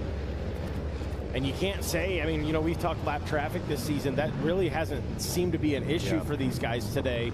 This is just good old-fashioned GNCC right here. Walker going wide around, maybe some struggles right there. Cost him a little bit of time.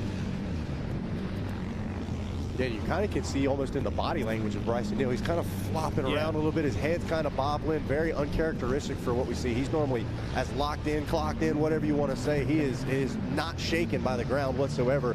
And so it just goes to show he's pushing that pace. Walker's right there. He's riding at all-out intensity. Heart rate's probably spiked up. And that could be interesting. We're only on mile 3 here of this final lap. So a lot of racetrack left. There's some of the lap traffic getting around for Wyatt Wilkin.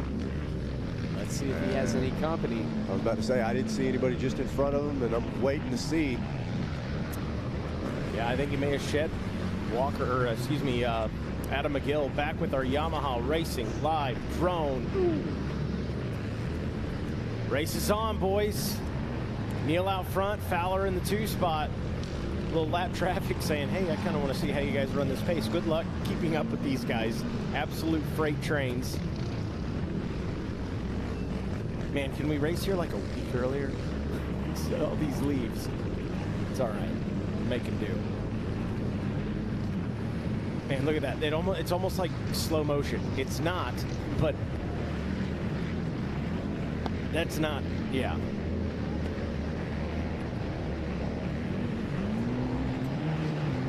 Not much separating those two, just a bike length or two, if that is our leaders that we're watching on the screen. I don't know that that's them. I don't think that's them. So the drone trying to pick up and spot your leaders as they make their way through. Track, I'm sure, has changed pretty significantly from the first lap until now. That amount of heavy downpour kind of out of nowhere is honestly just as destructive as a consistent sprinkle throughout a weekend.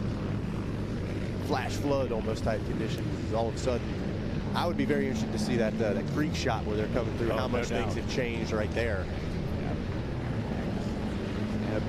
Big shout out to Gabe here on the Yamaha Racing live drone. We do not have any kind of trackers or anything like that on these riders. Gabe finds those riders and follows them through the woods, so a big shout out to him. Take a look at the tree boneyard here. I like that. Who's it gonna be? Neal, Fowler. We gotta start taking wagers in the booth. This is a nail biter here. Will Walker Fowler be able to close it up on Bryson Neal? We've not saw anybody do it all season long. Boy, and obviously for the right reasons, a lot of attention on Fowler and Neal right now for that lead, but you got to hand it to Wyatt Wilkin. Another mud race like we saw in Georgia where he got his podium. Another mud race here. We're going to have to start calling him the mud guy. I don't know if he's going to like that, but nonetheless, he's had a pretty stellar day. He's been in the fight with pretty much pick anybody in the XC1. He's been challenging them here today. So this is, yeah, Johnny Gallagher makes a good point. Didn't see any riders coming through there, and there's got to be a bottleneck or something for them to be bypassing this section. Yeah, riders are clearly being instructed to go off and around. We saw the one rider earlier, almost kind of chuckled about it, thought he was just saying no thanks, but clearly there is something going on. And we saw this in both the micros and the utes. It was like that final lap, the backside of the pack was getting caught up, and your leaders were ultimately, sometimes your winners being decided by who could break free and get through a bottleneck. Very interesting. Johnny Gallagher hopping back into the booth. Let's get your perspective on that, Johnny. You can see down in the trees there, those high-vis shirts. It looks like they're trying to clear. So what you I see now. What you can't tell from from this shot, it's hard to tell, but that's actually a ravine coming up out, and it's pretty steep. So to make it as slick as it is right now, you can see all that shiny dirt. It looks like there's some machines wedged down in there, and it is a completely one-line section. So it looks like the track crew did instruct some riders. It was unclear if those were front runners or lapped riders out there, again, in a battle in their own right, to go onto the road and go around this, but they're trying to get that section cleared down there. It looks like they may have either a few stuck machines or else just a machine that's disabled. They're trying to get that section cleared out and make it so that it is in fact passable again. You can see some spectators looking down in there, but it is an extremely one-line section through there. When conditions get like this, now we've got some riders creeping their way up out of there, finally looking like that bottleneck is clearing. You can see another rider stuck again on his way out, and this is where things get interesting. This very much could play into the race, not only for the win, but our positions on back through. Last lap gets very interesting, and especially when you got bottlenecks. You could be just cruising along, and you see another rider stuck there. That is a very challenging climb coming up out of there, even when it can be dry. Right now, as wet as it is and as chewed up as it is, that is just an absolute impassable section. So struggles for everybody at this point. Working through it. Man, big question is who's out front now? Is it Neal or is it Fowler? Where were they at when they got to this point? And at this point, when you see a bottleneck this big for this long, I mean, it's not, so you can see riders going the opposite way down the road. Yeah, chaos down there. Hopefully our track crew aware of this and getting down there. You can see now these riders are just going the wrong way on the road. Chaos that looked like one of the track crew machines there. So it looks like they're having to reroute. Not sure what all the details are, but things are just getting wild down here. Looks like they have rerouted them to go back up that main road. Yeah, whereas before they were crossing the road there, going down in and running that section. It's gotten so impassable now that you can see that looks like maybe even Ryan Eccles are one of our trail bosses, and they have rerouted this section, deeming it impassable and unfixable for right now. So sometimes you got to say, hey, we're going to make an audible, we're going to remove this section of track. So likely our leaders may have already come through this section. But it could be a shakeup. I mean, if Walker Fowler and Bryson Neal went into that and got stuck for a while, we could see Adam McGill out front. This is what's so wild about mud races when it gets like this. I mean, you can gain or lose not just seconds, but minutes in bottlenecks. Yeah, it was, I believe, one of our YXC2 riders that was like, yeah, I was in 5th. I don't know how I got second, but, you know, there was a couple of bottlenecks on that last lap. And like he said, absolute chaos. There's nothing that you can do. People are screaming. Everybody's trying to get out, and it's crazy. So, yeah, very interesting. We're still waiting to get confirmation from Racer Control as far as where the leaders are at, whether they've been caught up in this, made it through it. You know, one of the things you say, it is utter chaos when it gets like this, but finding the calm in the chaos is what can really help you in mud races.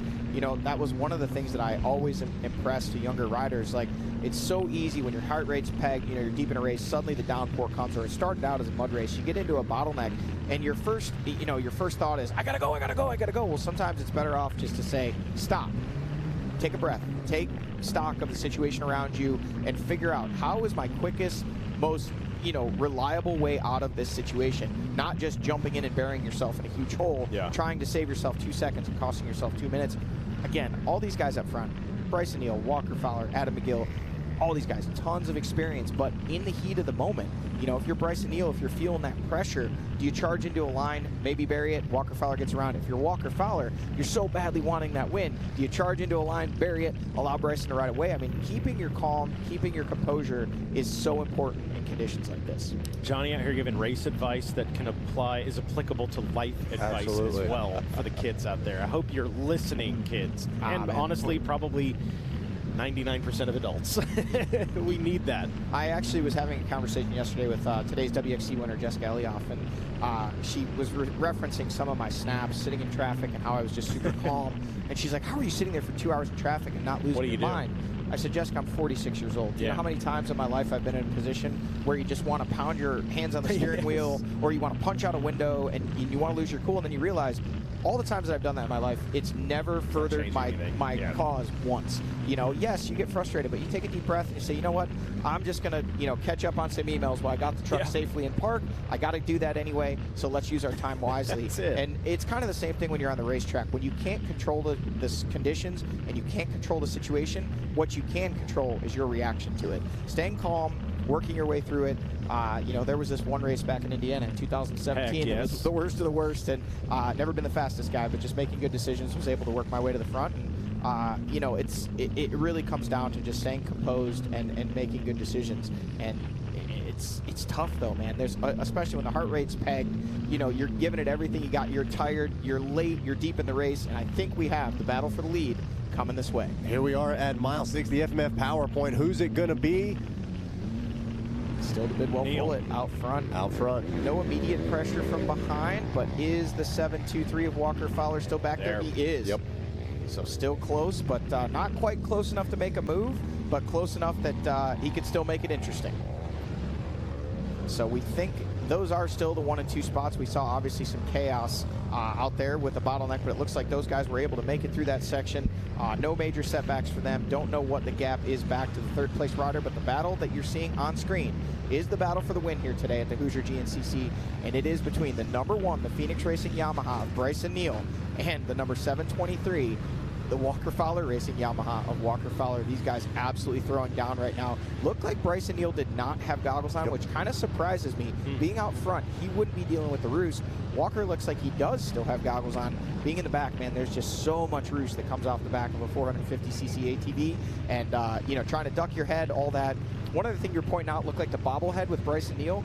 Crazy how heavy these helmets get in a mud race like this. So you see these guys a lot of times will reach up and they'll use their forearm to wipe the mud. You don't want to use your glove because then your glove gets slick, but if you use your forearm, you can kind of get the chunks of the mud off, get the helmet a little lighter. Or if you're, was it McClure that will just full-blown change out a helmet? That is Josh Merritt. Josh Merritt, oh, it is Merritt, yeah. And he may have done that. That might be where we saw possible. lose that time, that position. We knew he was going to need goggles, but he may have done a full helmet change. Yeah, it's you talk about how heavy that stuff is. Bryson Dickerson grabbed a win earlier today in one of the youth classes, and he said, "Here, I brought you a present." And he literally scraped. It had to be every bit of 10 pounds just off of his helmet, plopped it right down there on the podium, and it's like pottery clay up there. Oh, yeah. So impressive stuff from these guys, and yeah, after 2 hours of battle, we're close, baby. Yeah, we are on screen. Real close. If you want to talk about how much this mud weighs, I think I've told this story before. I'll probably tell it every mud race. 2004, I believe it was, we weighed the race machines after the Penn. Look at this, Walker Fowler going wide, taking an outside line. Bryson Neal able to make it to the corner first, blocking the spot and continuing to hold the lead, but heavy pressure from behind right now from the 723 machine. We weighed the machines. They were roughly 450-pound race machines. After the race, 863 pounds. Wow. So they had gained more than 400 pounds of mud from the John Penn, and we weighed them the next day when some of the moisture would have evaporated out of the mud, meaning there was likely even heavier immediately crossing the finish line. Man, look at this battle. Thankful to have this Yamaha Racing live drone to bring us this action. Again, we'd love to have a little less leaves on the tree, but still, we're getting to see it, and these guys are throwing down. Yeah, gloves are off at this point. This is game on, coming down to the final few miles, and this is as close as we've seen any racing here at the XC1 field in 2024. Yeah, this is the we saw obviously the race in Georgia, another mud run come down. Wasn't quite as close as this. At one point on the last lap it was, and then Bryson was able to pull out, I believe it was 5-6 seconds there at the finish line.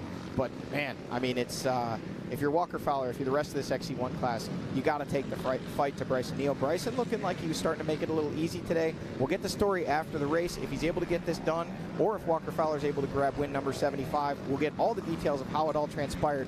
But at one point, Bryson Neal had opened up what we believe was a 36-second gap, and then suddenly that gap evaporated, and right on his rear wheels, like we see right now, was the 723 of Walker Fowler. Looked like they may have taken different lines there. It's hard to see. Entirely possible. Jackson and myself, we're going to head down to the podium. You guys let us know what you're seeing, and we'll get ready to bring home a checkered flag here from the Hoosier.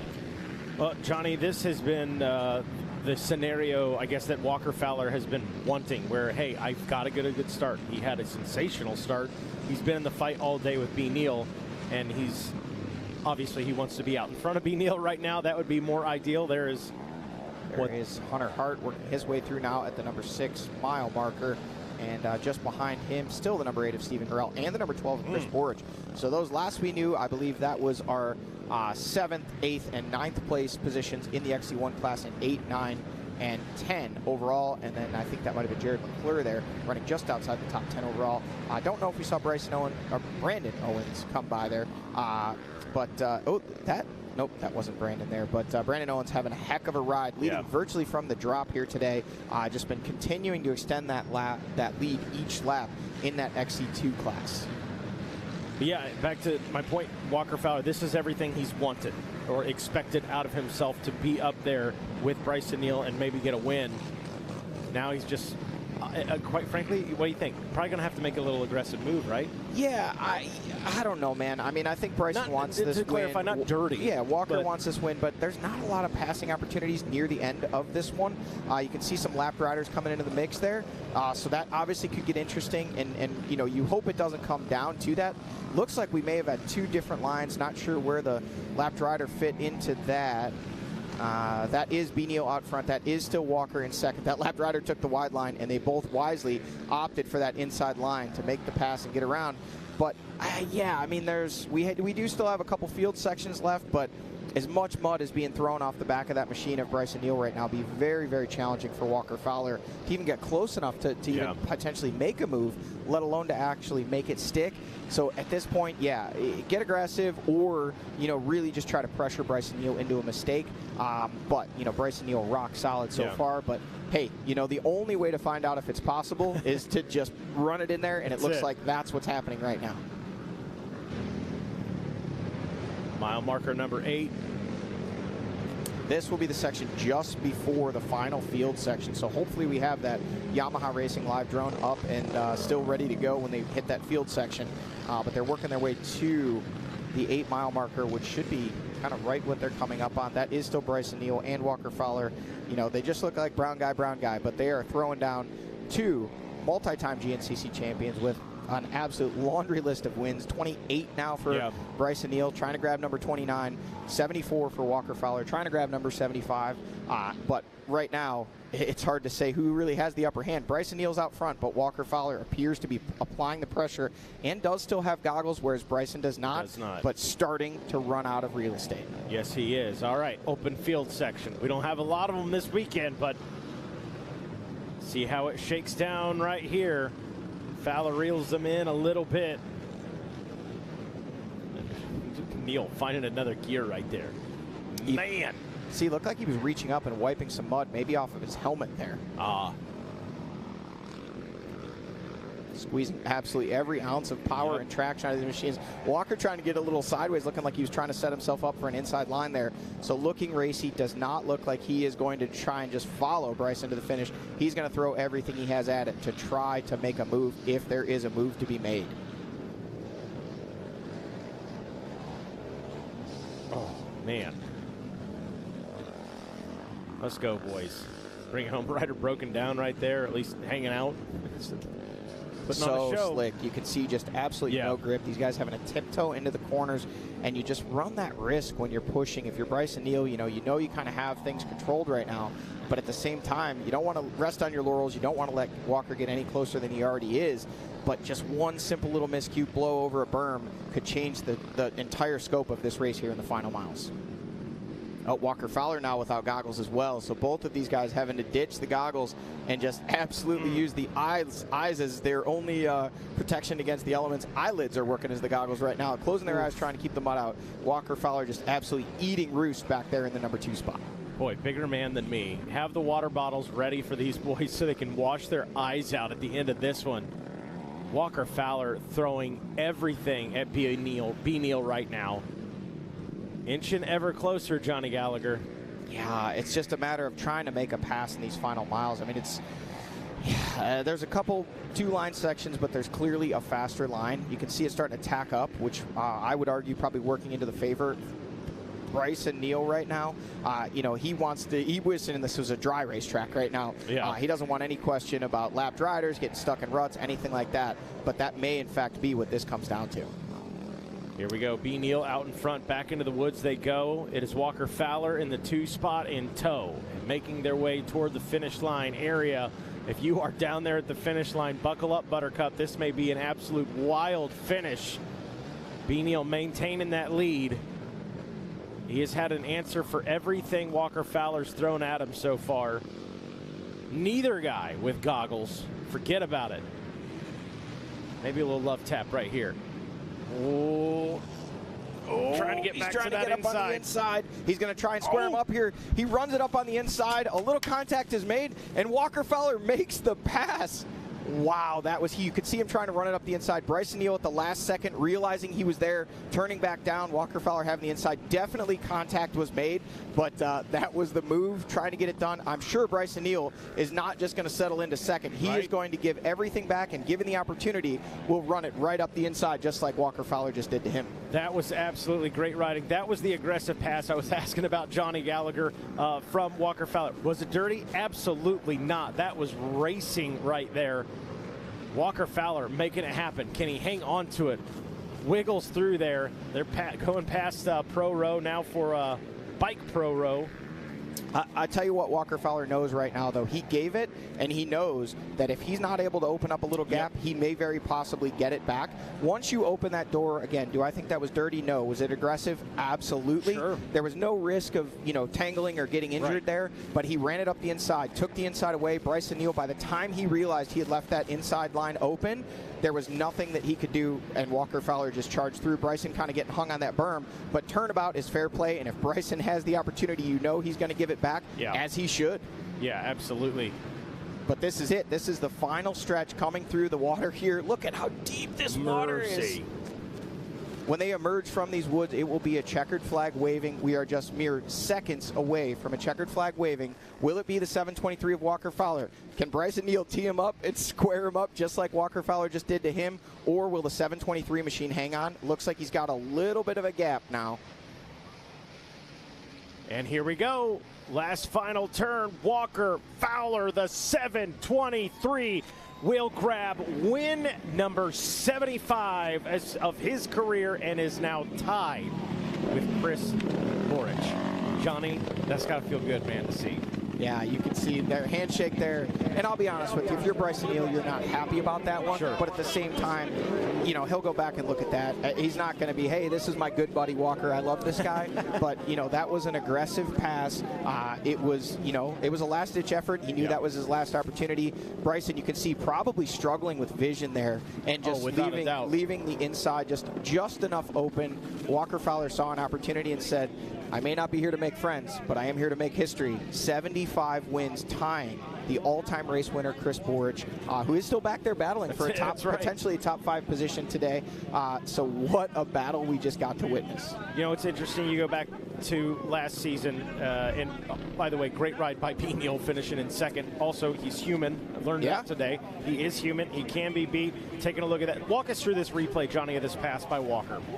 So this was actually, this was after the pass. Oh, that is after the pass. That was just after it, actually. Yeah. So basically, here you see. Here it is. So Bryson just kind of gets a little wide there, leaves the door open, and Walker Fowler just slams it down the inside there. No contact actually made until the apex of the corner. They were side by side. By the time Bryson realized he had kind of shot a little wide, we'll have to hear from Bryson, but it very possibly could have been, just a little bit of lost vision or just, slipping up just a little bit. Walker was able to get better grip there, drive it up the inside, and drove it home. That's absolutely impressive. But again, Walker Fowler, Mark Notman said, hey, can I get a selfie, bud? Big fan. I'm going to guess I know who that is. I'm guessing that would be Walker's girlfriend, Elisa, on the phone there. And he's saying, I'll call you right back. I got to do a TV interview. I can't hear you because I have earplugs in. But again, Walker Fowler, you go back to last season. You had the injury. The question of, will he ever even race again? And I know we've talked about this before, but I can't help but just reiterate just how incredible this journey has been for him to, hey, I'm racing snowshoe, to, hey, I can get a podium, to, hey, I got to win. And then you had the birds chirping, yeah, but, Bryson Neal, yeah, but, well, there was no but today. This was mano-a-mano. It was a mud race, the great equalizer. Bryson Neal had the lead. Walker Fowler makes a great aggressive move in a corner, to get the pass and gets the win. Straight up, Walker Fowler won this today. Yeah, and honestly, I think if you're Bryson Neal, you got to take a lot of confidence away from this too. Bryson admittedly told us after winning the Georgia round, he's always thought, or people have said, that the mud was his Achilles heel. He can't get it done in the mud. There is Wyatt Wilkin. We'll check and see if he was able to hold on to that number 3 spot. Wyatt Wilkin rounding out the podium, 2 minutes 15 seconds behind. Only 2 seconds behind him was Adam McGill in the number 4 spot. So what a battle between those two. But again, if you're Bryson Neal, a lot of good to take away from this. I mean, he took it right down to the wire in a mud race, which has historically been his Achilles heel, and were it not for that one slight miscue in leaving the door open, or at least, let's not even say left the door open, left a small crack in the door. For sure. And Walker Fowler used his jaws of life to open the door. But again, good hard racing between those two, and you know, it just, for me, makes me even more excited going to St. Clairsville in 2 weeks. Yes. Because, you know, these guys are just absolutely laying it down right now, and the battles behind them are equally as intense and fierce. Yeah, and not to mention, hey, Bryson Neal, he's from Ohio. Walker Fowler, he's from Ohio. So let's do this. And I would say, you know, back in the day, it used to be, you know, Walker Fowler would say, oh, the Penton, that's my home race. Bryson Neal lives a lot closer to the Penton than Walker Fowler. If there was a track that's kind of like neutral ground in Ohio for those two, St. Clairsville's equidistant, kind of, sort of, for both of them. So I think each of those guys is going to want to lay claim to that as, hey, we're going back to Powerline. That's my jam. Yeah, no, it kind of excited to go back to Powerline, see what it looks like in a couple of weeks. Standing by, we're waiting on that interview from Walker Fowler, and sounds like Zach Herron stands by with Walker Fowler. Hey guys, I am down here listening to the post-race breakdown between Walker Fowler and Bryson Neal. Walker, man, we were questioning how you were going to feel at the end of the day today. You got the big smile. You got the fans going crazy. You've done it. First of all, you've tied history, man. Most wins ever. That's got to feel good, but something about it just a little bit sweeter out here getting the job done in the mud. Look at that. Knuckles going around, man. How are you feeling? Man, to tie Chris Borich with a Chris Borich pass, man, 2014 taught me a lot. Chris Borich did that to me with 3 corners to go. And in those conditions, I'm like, man, if he leaves the door open anywhere, you know, the main line, you had to stay on it. The mud and the ruts were getting so bad, there was nowhere to go. And I'm like, it's going to take an open corner, and you're just going to have to use him as a berm and pray that you do it clean enough where it's right. And, man, he checked up so early trying to get into it. It was really slick. And I was like, dude, I got so much room to just – I'm either going to miss him because I carried so much speed, or, man, I caught him perfect. And it slowed both of us down, but it wasn't super aggressive. I mean, it was aggressive, but it wasn't dirty. And man, I was the same thing in my head. I'm like, man, Chris Borich did this to me almost 10 years ago, and I might just get to, you know, tie him on a day like today. One of the best GNCC racers of all time, and now there is no winningest. There's 2. Hey, absolutely. History has repeated itself out here. I saw you guys talking afterwards. Clearly, he's okay with the move as well. Aggressive racing, it's part of it. But, man, you got the whole shot. You got out front. You were talking about that. Talk about bringing the fight to Bryson. He got around you. There for a little bit, he had opened up a gap. What were you telling yourself to be able to close that back up? The rain came. How did you bring it home? I rode so tight that second lap. I had a little bit of clay on my left hand, and that was starting to dry out, and then I hit the creek crossing, and man, it turned to ice, and I needed a towel so desperately, and I got arm pump because I just physically couldn't hold on. I think he got us by about 30 seconds there. Excuse me. And I was like, well, I think today's over, but, you know, when I fueled, I felt a lot better. And I was like, I just got to stay close. I know he's feeling some pressure. I know I forced him into a mistake that first lap. He hit a tree, flipped it over. And I was like, man, if I can just put some pressure on him, maybe he'll crack. And, man, he's definitely one of the, you know, currently the best racer out there. And speed-wise, no one's going to touch him. I hope that's not my water. My mom's spilling everywhere. Look at that. Just dumping it everywhere. Thanks, Mom. No, just kidding. But, man, the rains came, and I didn't slow down. Like, my speed was the same. I already couldn't hold on, and I was like, man, this feels just like the first 2 laps. So after the first field section, Bryson had at least 30 seconds on me still. We come into the next one. He was 2 turns in front of me. There was a deep rut, and a bunch of lappers had gotten stuck on each other, and there was nowhere to go. We had to make a new line around him, and I assume he got caught up with them and lost some time. So, you know, that really made the race close. nerves, and then I just had to latch on. There was a couple places he was still able to rail some berms and ruts, and I was just kind of back there just doing my thing, and I'm like, as long as I'm close at the end, it counts. And man, I had a good couple runs, and that was cool. So I see your hands shaking, so I think I did my job. I've been training, man. I knew this was coming. We knew you had what it took, but you got a whole lot of people behind you, man. It is far from a one-man show. You get the job done, you're back on top. Who's with you? I just got to give the glory to God first and foremost for just giving me a third opportunity at this point to come back and do what I love. And my beautiful girlfriend, the Pipers. Joe, I hope those chicken wings taste pretty damn good right now. I'm jealous.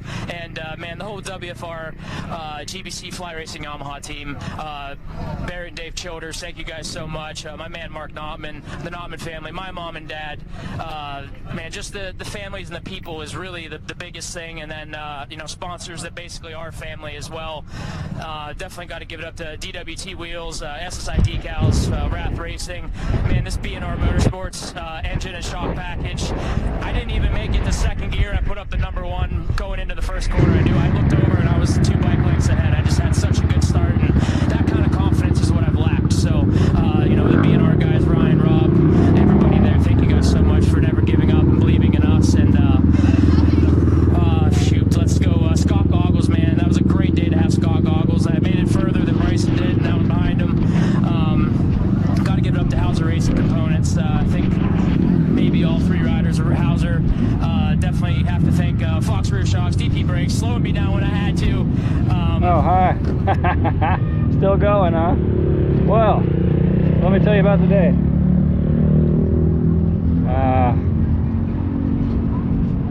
Got stuck behind Adam Weckel, of course. And he said, hey buddy, I'll help you, you help me. He helped me, didn't work. I helped him, he took off and didn't look back. And then, what's up? Good. How you guys gonna do? Good luck to you. Good luck. Walker Fowler, first place, back on the podium.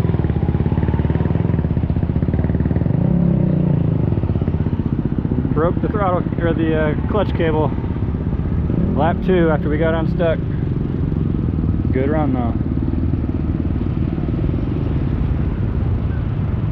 Broken clutch cable.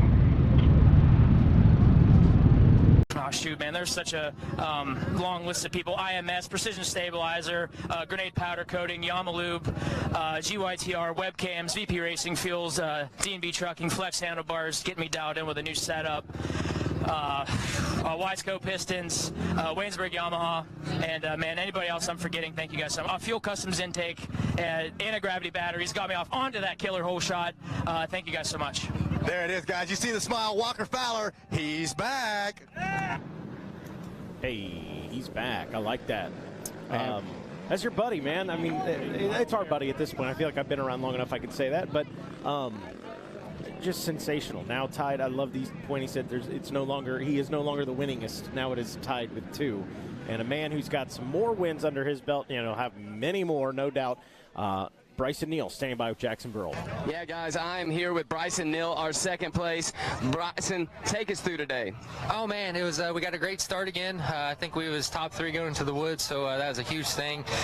This track was pretty darn demanding. You know, our first lap, the holes out there, it tacked up really nice. It was a really nice race course, but the holes and the ruts were so sucky-fied and so deep. It was really hard to kind of try to find a flow. It just felt overall tight throughout the whole first lap, trying to pick your way through the train track ruts. But we got to the lead, I think 5, 6, 7 mile marker somewhere in there, and man, we starting to get away. And right before the rain came in, we was getting away, we was getting the gap, and then right before we got to the white flag, I made a little bit of a mistake with the lap rider. He got stuck in these ruts, and I couldn't see it. I was already in the rut, and I came around a big winding left-hand corner, and he was stuck in it at the end. I tried to turn up out, I couldn't get up out, and I actually ran into the rear end of his tire. That's where I lost all kinds of time. And then when I got back up, that was basically where Walker closed all the gap going to the white flag. And just like George, just like, you know, here we go. And I had really good lines the whole last lap, was feeling really good. Man, he bonsai'd that creek crossing out down there, and he was really taking chances and really hitting some things hard, and we was having a blast. It was a great race, having fun, just trying to bring this thing home, and man, he had a great pass out there on the motocross track. I didn't think he was that close. It was a super slick corner, and I had been just sliding in that corner sideways, just letting the berm kind of just bounce me off of it, kiss it, and then head up the ramp, but he actually used me as a berm, and kudos to him. It was a great pass for his get his first win of the year. Incredible race, mud race. This is GNCC, man. So we had a blast. We're happy to bring this thing home, get second place, great points, and great battle. We're pumped. Bryson, how do you feel heading into round 7 after this big points lead you have? You know, we're getting into the mid-season territory, and you know, we're starting to think big picture. You know, of course, we're going to ride the wheels off this thing. We're going to let it all hang out, but also at the same time try to be calculated and take care of this machine and get it to the finish line every time. So we're really excited to go back to Powerline Park at the next race. I love that place. It's another Ohio track. I've always done good there, so looking forward to it, and hopefully we get some good weather, mud, whatever. The track today, I was thinking in my head, this is probably what Powerline's probably going to be like, slick and just fast and mucky is what the Powerline usually turns out to be. But racing in May, we'll see. We've never raced Powerline in May. It's usually in October, so hopefully we get a good racetrack.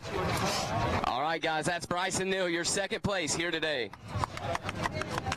B. Neal, big takeaway there, Johnny. He's eyes on the prize. Like, he is focused. And before all the social media keyboard warriors at him, he said it himself. That was or at Walker Fowler, I should say. It's a great pass. Was it aggressive? Absolutely. But man, he stuck it to me right there. Yeah, and I think, like I said, that's just how you race when that's what's on the line. I mean, these guys have a lot of respect for each other. There's a difference between making an aggressive pass and making a dangerous pass, especially with those slippery conditions. That was just aggressive, and like he said, I didn't think he was that close. Right. You know, and ultimately he'll go back, look at that, but he's doing everything right now. You know, maybe a second place today, not the optimum result, but as close as you can get to it. That's it. And how about it? The man, he likes the mud. We'll throw it down with an interview with our third place finisher, Wyatt Wilkin. All right, guys, I'm down here with our third place, Wyatt Wilkin. Wyatt Wilkin, another podium. Take us through today. Man, it was first when we got out there, dude, it was tacky and that rain hit and it turned to chaos, dude. There's people stuck everywhere. Didn't get a very good jump, and then everybody pushed wide, and then I came out up front and I was like, all right, this is pretty cool. Rode back there for a while, and when the rain came, I don't know if I'm a mud expert or what, I came on, I caught up to the podium position, and I was following Adam, Josh, and Josh just clipped the tree, let me get around, didn't let me get around, snuck around, and going on the last lap, I didn't have no goggles, so if you're falling with no goggles, it sucks. You're like squinting, trying to stay behind, and Adam and me split a line in a bottleneck, and like I said, I didn't have no goggles, so I tucked my head, and we came together, pushed him out wide, and I hate to be that guy, but on the last lap, no goggles, I had to do it, and the creeks got deep and the bike kept cutting out, and I ended up pulling a gap on Adam, and the bike died in the creek. So like, I'm looking back, looking for Adam, trying to figure out where he is, and he's right next to me, like right there with me. So from there to here, everything was running good. Stayed out like 5 seconds in front of Adam, dude, my heart was pounding. And right here at the finish, there's a water hole, and I hit it, and the bike died. And I think Adam got me back for shoving him out wide, because he packed my butt so bad, shoved me off the back, and I was like, all right, well, we're racing to the finish. Just happened to get him right at the finish, third place. Dude, I'm so happy, so sick. Wyatt, you mentioned you felt like a mud expert out there. That's what everybody is saying in the TV booth. What's your thoughts on it? I don't know. I enjoy the mud, but I've got 2 podiums, and both times it's been in mud, so let it rain every weekend. All right, Wyatt, how do you feel going into round number 7? Oh, man, we're working hard, keeping and pushing forward, getting closer and closer. Like, the beginning of the year, my goal was to be a top 5 guy. I've proven to be that guy, and, like, you know what? I need to be a podium guy. Just keep pushing forward, so the more I'm on the box, the happier I am. All right, guys, that's Wyatt Wilkin, your third place here again. Well, Wyatt Wilkin, boy, he's fun to watch, Johnny. He's fun to listen to as well. Well, that's pure emotion. I mean, he's just excited to be up there on the podium, excited to be a top 5 guy. So podiums are just bonuses for him at this point. And you know, he's proven he worked his way up into it today. He's definitely belongs there. Yeah, taking a look at the top 10, Fowler, Neal, and Wilkin. Outside of that, McGill with a very close 4th place finish. Austin Abney, the hometown man, rounding out the top 5. Good day for him. Merritt, I'm going to say it, maybe some struggles today. Yeah, it looked like when it maybe losing the goggles there, having to come in and get those. He did come in right on Austin's rear wheels there for that 6th place spot, very close to the top 5. But yeah, not the ride he was looking for today, but still a good points day for him. Brandon Owens with a near 5-minute, actually I think it was over 5-minute win, 5 minutes 40 seconds in that XC2 class, and 7th place overall, pushing back Hunter Hart to 8th place overall. Chris Borich actually making the pass around Stephen Harrell up into the number 9 spot, and Jerry McClure rounding out the top 10 overall. Solid day of racing, no doubt about that. Had just about everything you wanted, as we will now take a look at the Specialized race recap. Off and rolling in this one. Walker Fowler said, man, I got to get my starts figured back out. Well, he did it today, 7:23, right up the gut. Grabbed that Canati Tires Whole Shot Award for the XC1 class. Chris Sports there in the number 2 spot, but Adam McGill making the pass quickly up into the number 2 spot. This was lap number 1. Walker Fowler leading the way. You can see how deep the water is. Walker Fowler getting outside, getting some good grip there on the grass, but a lot of pressure from behind from the Bidwell Bullet. The number 1, Bryson Neal, putting a ton of pressure on Fowler, ultimately making the pass right here in a split line, taking the outside, carrying more speed, and when the lines come together, just by a bike length. Man, I don't think you could have slid a credit card between those guys right there. And then, boy, just a mano battle from there. Neither guy really letting the other one. Oh, forgot about this little bobble right there. Fowler unable to get around him at that point. Bryson Neal kind of pinned under his ATV there for a second, but got going quickly. Walker Fowler giving chase. And then from here, it seemed like Bryson Neal started to find another gear. You can see it just starting to open up bike length by bike length. Again, a very different race here early in this one. Dry, and then the rains came. The rains came. Mom going to get her chicken fingers in the rain. Nothing's going to stop her. And the racing continued for the XC1 Pro class. And I got to admit, toward the end there, B. Neal put on a little bit of a gap where you could see he sensed the pressure coming from behind from Walker Fowler. Didn't matter. Fowler just absolutely relentless, sticking with it, making sure he had him set up for what ended up being an incredible pass out in the moto track. Well, it seemed like the mishap that Bryson Neal talked about there on camera after the race really opened the door for Walker Fowler. And when he said, okay, hey, I've got a second chance at this that maybe I didn't think I was going to get, he decided to make the most of it. And right here, Bryson Neal goes wide, checks up early. Walker Fowler down the inside, using Bryson a little bit as a berm there. Bryson gets hung on the top of the berm, and you could see right then and there that was the pass for the win. And Walker Fowler holds it to the finish line for his first win of 2024. First win of 2024 and 75th win of his career, tying Chris Borich on the all-time wins list. That's impressive. Folks, you watched some GNCC history today. What are your thoughts, Johnny? I mean, I got to think big takeaway is our buddy Walker Fowler grabbing that 75th win. Yeah, I mean, 75 wins. That's kind of hung there in the distance for Walker and for anyone else trying to chase it. Sure. Since Chris Borich got his last win, I believe in 2018 or 2019. Yeah, so it's been sitting there for a long time. Walker Fowler's been chasing it. The T-shirts have been printed. They've been going to all the races. Fair enough. Obviously, with him being injured last year and then finally getting that 74 at the end of the season, it was kind of like, well, this next one is the one he can tie the record. Getting it done today, and in a very, as he put it, to tie Chris Borich with 75 wins with a Chris Borich pass right at the end. Poetic. Those are the lessons that he learned so many years ago. And ironically, that was probably only about 100 yards from where the pass was made in 2014. That's a good point. Where Chris Borich ultimately was able to wrestle away that 2014 championship. Walker Fowler. Bryson Neal still very much in the driver's seat for this 2024 championship, but Walker Fowler making the first little chink in his armor here in the season. Yeah, to that point, I would say, kind of along the same lines, we found out Bryson Neal is human today. He's not completely and totally Superman. It takes an aggressive pass to get the job done, but nonetheless, B. Neal. And he even said it in post-race interview, hey, I'm focused on the bigger picture at this point. If the wins are there, he's going to take them. There is no doubt. But B. Neal's got his eyes on that number 1 plate, and he's certainly in a good position to take care of that. as we'll be heading to Ohio in a couple of weeks. Yeah, I mean, a great points day for Bryson, and obviously Wyatt Wilkin with his second career podium. Great day for him as well.